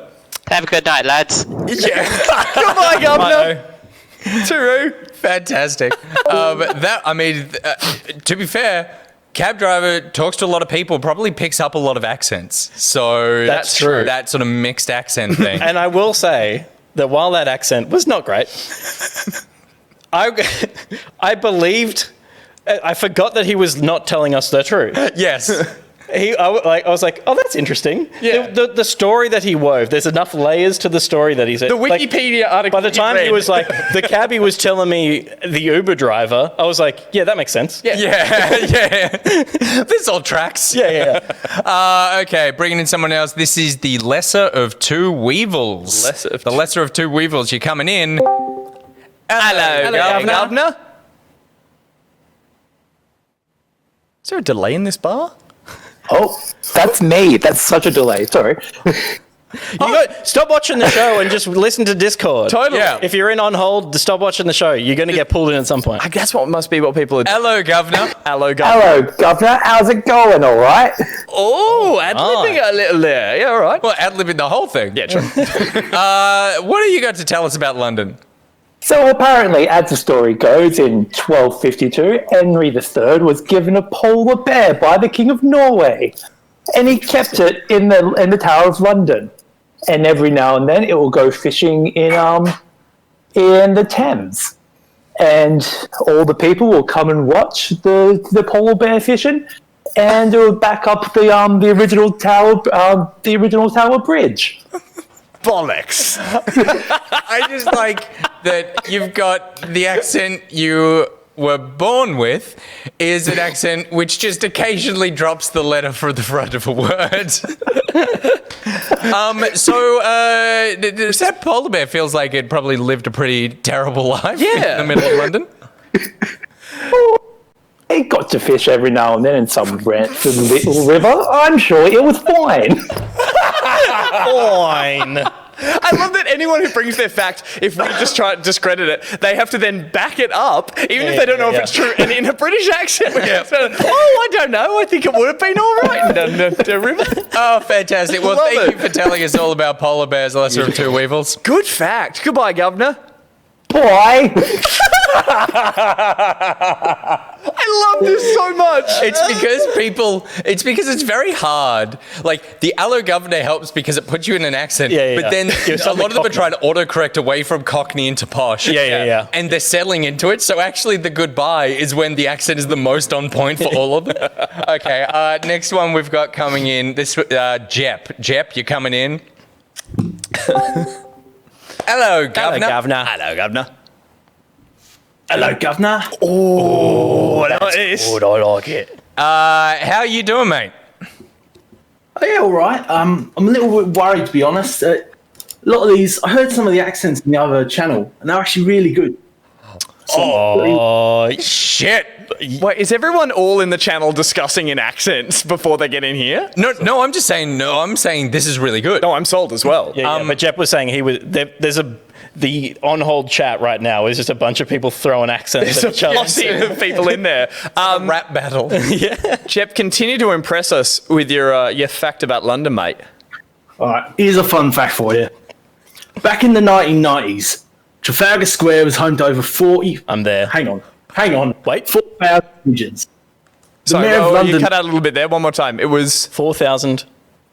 Back in the 1990s, Trafalgar Square was home to over 4,000 pigeons. The Mayor of London at the time discouraged feeding them and even utilised the hawk to reduce the population. Feeding pigeons within and around the square became illegal, and to this day can net you a fine of up to £500. 500 bob? Call blimey. I enjoyed the fact that you were like telling us this story that you just know because you live in London. And then one of us went, what was that? And then you literally repeated exactly the same sentence again. Oh, here we go. That's fascinating. Is this one of these real laws that people technically need to adhere to but are never actually charged with? Not actually sure about that. I think it's real. I heard about my carrier pigeon, to be honest. And what do you do for a living? I'm a Cockney accent impersonator. Lovely. Stick to your guns, mate. So, wait, are you doing that now, or is there another version? So that must mean you're not at work right now. In order to even be in the running to win, we want to hear your real accent. Yeah. Because to be clear, either right now you're on the job and are doing a Cockney accent and therefore have a British accent that is not this accent, or you're not doing this and instead are so good at Cockney accents, you can differentiate between regions of a Cockney accent and give us something completely different. So go ahead, the floor is yours. All right, I may have lied about the Cockney impersonator. I'm actually a chimney sweep. What a save! You don't have to be embarrassed about that. Some of the most famous Americans pretending to be British people. Chimney sweep. Chimney sweep. Some of the worst accents in cinema history are chimney sweep. That's true, but I'm convinced by yours. Oh, fantastic. Very good. Thank you very much for calling in, Jep. Really enjoyed that. Great, thanks very much. Take it easy, boys. Lovely. Later. It's like lovely. I just walked out of the pub after watching the football match. What's Vinnie Jones? It's Vinnie Jones. That was He was going to beat me up. Either him or Jason Statham. Jason Statham. Let's do a couple more and then we're good. So Black Death, which I feel like is appropriate. Oh, yeah. Actually, that's really appropriate. Yeah, Black Death, you are coming in. So undeafen, gird your loins. I'm waiting for you to undeafen. I'm just going to put you in. You're in now, but he's still deaf. Hello, Governor. Hello, Governor. How you doing? Ooh, we're doing good. How are you? Oh, really good, bro. How you? We're still good. Yeah, how are you? Super polite. That's very British. I thought I'd go the other side of the accent where they drop all the R's so they really accentuate them. You know what I mean?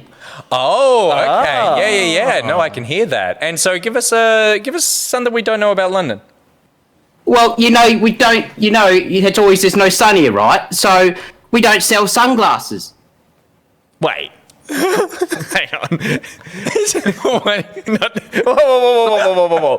You fast talking con man, you. You're telling me in London. It's mate, come on, we invent the fucking language. You might as well keep up, all right?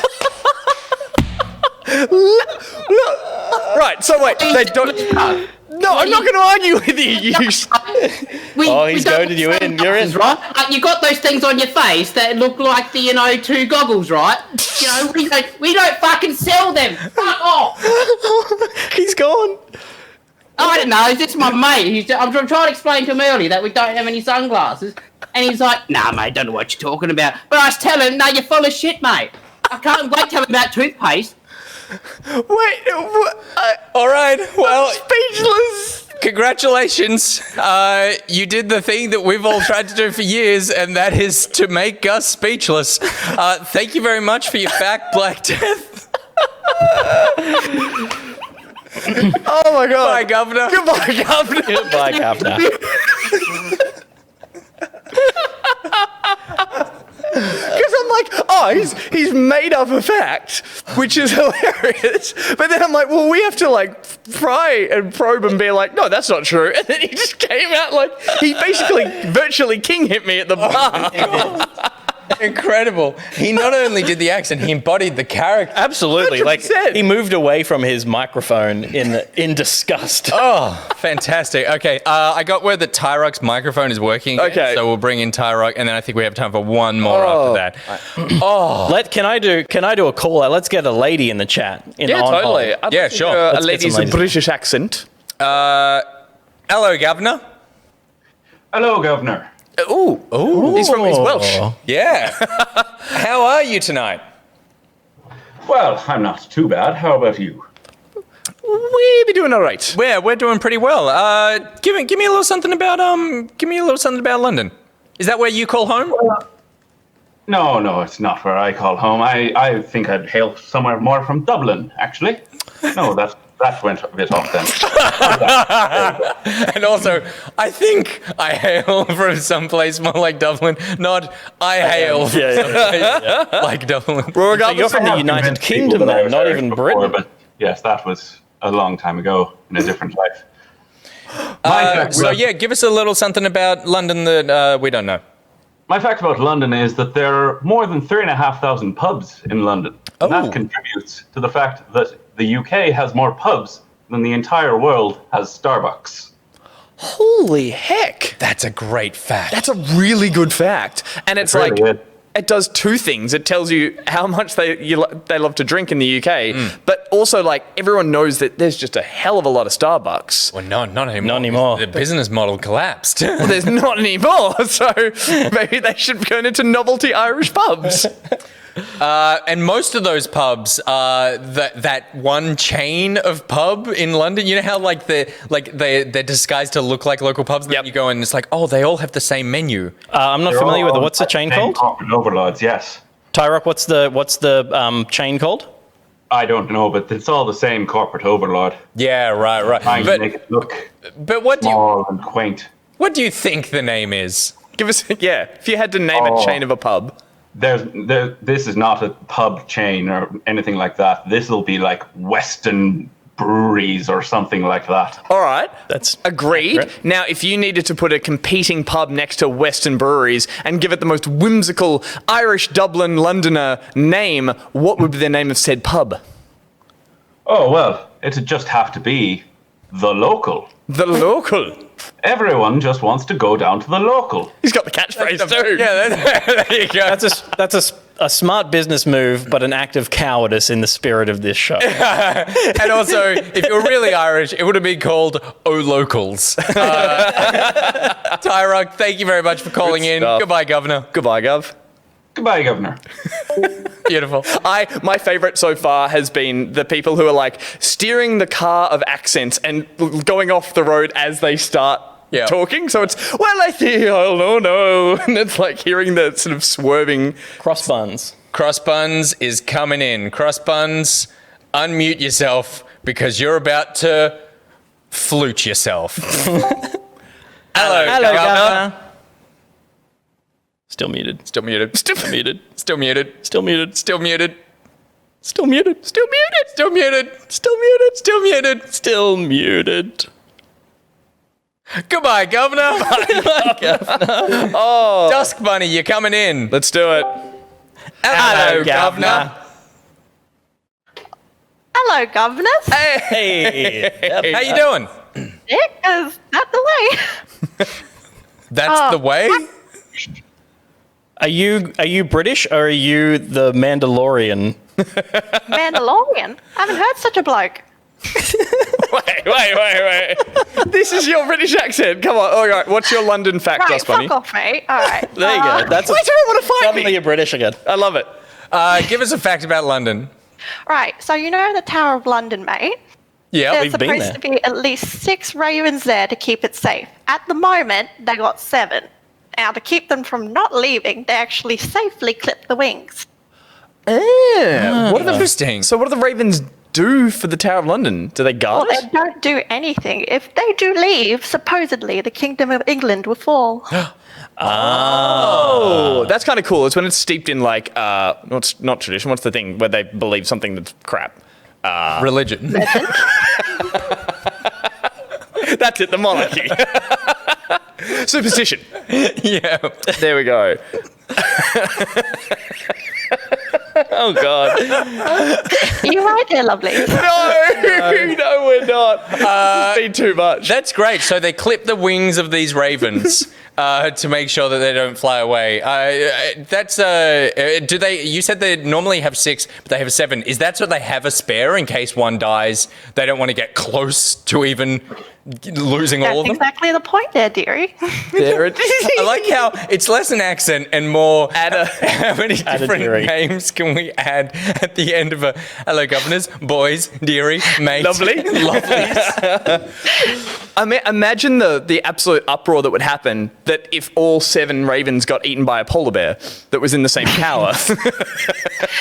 They'd be quite in a sticky wicket, wouldn't they? Oh, snap! Well played. Thank you very much, Dusk Bunny.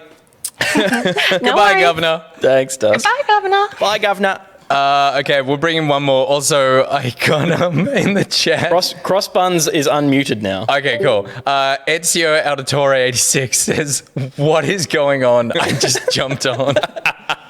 You should probably just leave. You don't want to know. Okay, Crossbuns, you're coming in. Hello, Governor. Hello, Governor. There it is. All right. How are you doing tonight? Oh, I'm well, you wee laddies. How are you going?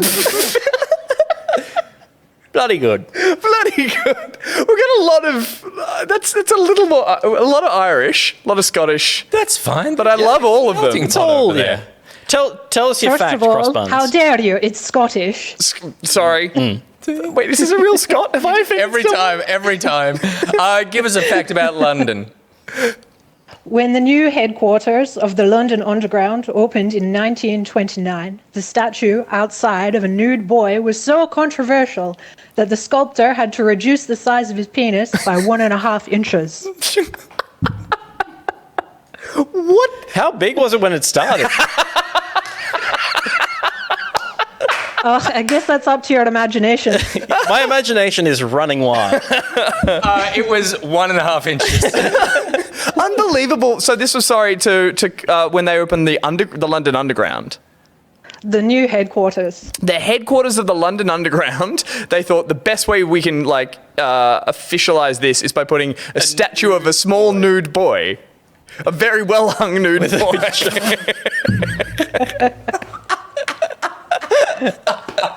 That's so weird. Crossbuns, while we're on the topic of penises on statues. Oh no.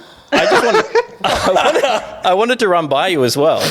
A little fact that I believe is fact, that in the Roman Empire, they would make the penises small because having a statue with a large penis was a sign of ego, which wasn't a good thing. Right. So you would have an appropriately sized, you would just sculpt a small penis, even if you're well hung. So after the alteration to the headquarters of the London Underground, there was Roman just a very Emperor. arrogant Small Roman Emperor. arrogant little boy with a big ego Yeah. and not much else. Fantastic. And what do? Do you work for the Underground or you just love facts? Oh, I love all facts. I love a podcast called No Such Thing as a Fish. Yes. Yes. This one. Great. Good British accents on that one as well. Good British reference as well. Very Only good. British people know about that, and us. And us. And where in Scotland do you live? Edinburgh. Oh, okay. What street on Edinburgh? Queen Street. Oh, okay, right. And what is the name of the business that you work for there? I actually work in a pub called the King's Arms. Oh, okay, good. Next to the local. Are they owned by Western Breweries? And finally, what is one of the dishes that traditional Scottish dishes that you serve there that isn't haggis? Scones and cream. Good. All right, you passed the test. You're definitely Scottish. Well or maybe done. Irish, Gus isn't sure. Thank you very much for calling in. Thank you. Goodbye, Governor. I'm bringing in one more. What was that? I went Welsh farmer again. Goodbye, Governor. We're bringing in Liz Dahlia. Oh, let's do Last it. one. Here we go. Unmute, undeafen, get ready. You're coming in. Hello, Governor. Hello, Governor. Hey, Governor. Good confidence. Oh, yeah. Love it. How are we going? All right, then. Oh, we all doing it now? Oh, yeah, why are we still in action? I'm not sure. It's fun. How's your evening going? Oh, it's been going all right, apart from a little business earlier on, but it's going all right. Little business earlier on. Interesting. I'm sure this is... There's some people being a bit sneaky in their chat, but it's fun, it's fun. Oh my God. There weren't there? They were, and now I love the idea that the chat is kind of like epitomized as like a home for wayward children. And there's this sort of like, this very Les Mis housekeeper style vibe going. Well, I was going to say at the Well, you moment... don't consider yourself at home, don't you? That's a song, right? Yeah, it's from Oliver, mate. It's Got from it. Oliver. Catch up. You poor Gus. So give us a fact about London. Right, so tourists from all over the world. Good. They come to stand on Westminster Bridge. They take a selfie in front of Big Ben, the Houses of Parliament. But you know what? Most of them never actually leave with a picture of Big Ben because Big Ben, it's not called Big Ben, is it? It's meant to be called the Clock Tower. Big Ben's actually the name of the bloody bell that's inside the damn bell. thing. Nobody's taken the picture home of Big Ben. Stupid gits. Lovely. Big Ben, little known fact that I could add, Big Ben actually immortalized as a statue outside of the headquarters. But to see Ben, you've got to look past the rest of the statue. That is wonderful. That's a great fact. That's a good fact that you could walk up and down that bridge telling people as well. And I feel like the accent I'm hearing right now, that's what you would be doing. Oh, totally. Totally. I've been over to Paris and people were thinking I was English. I was like, no, mate. Never been there in my life. Can I get you to, because your voice is reminding me of another Ubisoft game, the original Assassin's Creed. There was an AI that you would run past in the streets who was a beggar, and she would say to you, "I'm poor, I'm sick, I'm hungry." Can you give me one of those? I'm poor, I'm sick, and I'm hungry. Give us a quid, won't you? Fantastic. Thank Love you it. very much. Oh, what a legend. Brilliant. All right. Goodbye, Governor. See you later. Yes. See you later, lads. Have a good night. Now get out of my pub.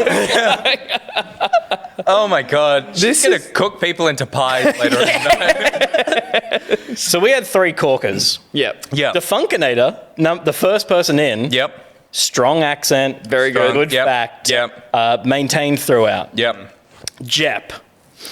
Another excellent accent. Really like Jep. Yeah. Yeah. And Liz Dahlia at the end there. Yep. Bringing it home. Who told everyone to bugger off? Who had a tantrum? Was it Tyrock? No, Black Death. Black Death and I had a little Black Death got mad. I also enjoyed that as well. Okay, yeah. So Defunkinator, Jep, Yep. Liz Dahlia. Yep. I'm Liz Dahlia. Yep. The accent was great throughout. Yep. And riffed hard. Like, it deviated from a script. Yep. Because obviously everyone was looking up facts because they had to, because no one knows anything about them. Who knows anything about them? And the first fact from Defunkinator was, do you remember the fact? Everyone's saying Black Death in the chat. Black Death is the one that got angry with you, right? Yeah, we had a fight. Yeah, people love Black Death. Yeah. Black Death went ham. I was trying to remember the fact from Defunkinator. The fact was was it the cab? Was that no, that was Vagabus. That was Vagabus. The pigeons or the polar bear? No, I forgot. Sure, I'm pretty sure it was pigeons. Yeah, I took notes of who was good. Same, and I Not didn't their take facts. Not their facts that they gave. Yep. Okay, so we've got chat. Should we leave it up to chat? I mean, put the poll in. Yeah, that's nice. Yeah, that's pretty good. Well, chat love Black Death as well. So can we get a poll, and you can take some time setting it up because it's a prize one. So we'll do because it's actually down to 2. It's either Liz or Black Death. So okay, according to what's going on. Okay. Yeah. Let's do a 50-50 poll. If a mod wouldn't mind putting that together, Liz Dahlia or Black Death. Liz Dahlia can't put the poll together. No, Liz Dahlia is exempt from poll putting togetherness. And then we will see. And I'll tell you what. We'll buy another copy of the game for the runner-up. Sounds good. Sort of, because I feel like, totally. You know, they were 2 very, very good entries there. So you won't get the fancy Halloween mask, but you will get Well, should we? Let's while the poll's running. The poll is live. It is happening. Let's look at the.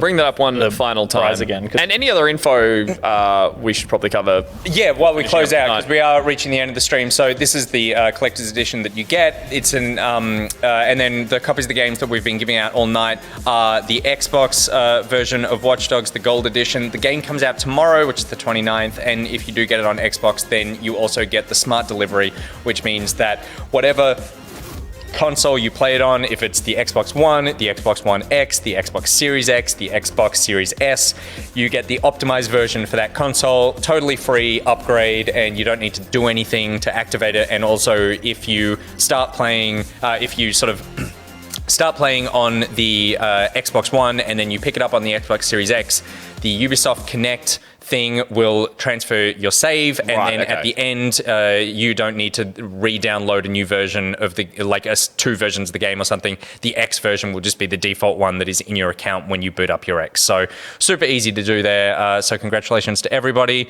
And the vote is nearly about to close. Oh my god! Apparently it's so really close. Is it 50-50 kind of thing? It's still so close. And someone has to win because we only have one of them. Oh yeah. And they've sold out everywhere. Like they don't exist. Yeah. You cannot get them. Yeah, right. So it is 100% done. Thank you very much to everyone as well who has been watching as well. This has been really fun. I feel like we had some good segments tonight. Hello, Gov'nor is a winner. We should put Hello, Gov'nor in every show. It's one of those things that we really can't, like, it'd be good to just do accent segments, but then it's like, there's only a handful, maybe like 3 that you can do, that we can do, that we can get away with and ask our audience to do. They're all just countries within Great Britain. Correct, yes. With Steph's doing a stream of Watch Dogs Legion on her own channel on Friday. Yep. She's like, among all of us, an incredible accent doer. I assume that's what it's described as, as a verb. Accenter. So she goes all around the world. Best friends forever. Oh, that's we true, see actually. it in action. So is she going to do her stream with the British accent? I think chat should pressure her too. Totally. Yeah, that's good. Yeah. And then also, as we've been mentioning throughout the stream tonight, we will be putting a playback of Watch Dogs next Tuesday, which is all the stories Nick mentioned tonight about his attempts to recruit a special person he found that he was keen to recruit, and it all kind of went south. The sad part is that the edit that will do will not show how painful. I don't know. Maybe he needs to slip how much we went through to get it was this one dude recruited. But the best part about it was that it was like, at no point was it the game's fault. It was that Nick was like, "Oh, I'll just quickly do this, and we'll rush to the end." What's the numbers? Oh my god. It's a tie. Wait. It's a what? Guys. Are there actual numbers or is it just percentage? It's actual numbers. It is a straight up tie. Chat, you failed. We tried to allocate you this task so we didn't have to have the responsibility, and you've thrown it back in our face. We have to pick one though, right? I'm gonna get a coin. I've got a coin. Got a British, got a... in my coin pocket. Oh no, it's in my other pant. Hang on. Yeah, we got a coin. All right. Now, which side is Black Death? Ask chat. Okay. Liz Dahlia, you're the queen. Black Death, you're the $2. Okay. This is the most British way we could... Oh my god, it landed on its edge. It's a tie. Black Death, congratulations. You win. There we go. Black Death, congratulations. I cannot believe that was a tie. That is full on. And Black Death, I'll fight you for it. I'll fight for this mask. So Black Death, congratulations. You get the special edition, collector's edition of Watch Dogs Legion. Liz Dahlia, you get a gold edition of the game, so you don't go home empty-handed, but you do go home empty-faced. Because you do not get a mask. Thank you to everyone who was willing to put themselves on the internet doing an accent, a wonderful accent. They were all great. They were all at least as good as ours. Yeah, exactly. And I think you're all wonderful people for putting yourself out there and doing that, because absolutely. Yeah. Totally. That was a tough entry level for the content. Yeah, totally. No, but you guys stepped up, and also you definitely stepped up in terms of the Ultimate Watchdog, the writing and the storytelling you got for that were fantastic. Love it. I'm going to enjoy reading all those later on. Thank you very much, everyone, for watching. We are Back Pocket. You can check us out on Patreon, patreon.com/backpocket, here on Twitch and on our YouTube channel, youtube.com/backpocket channel. We love to be hanging out with you guys, and we will see you tomorrow night for our normal Thursday night show with the whole gang here. There you go. All right, so we'll see you then, and until then, we're out.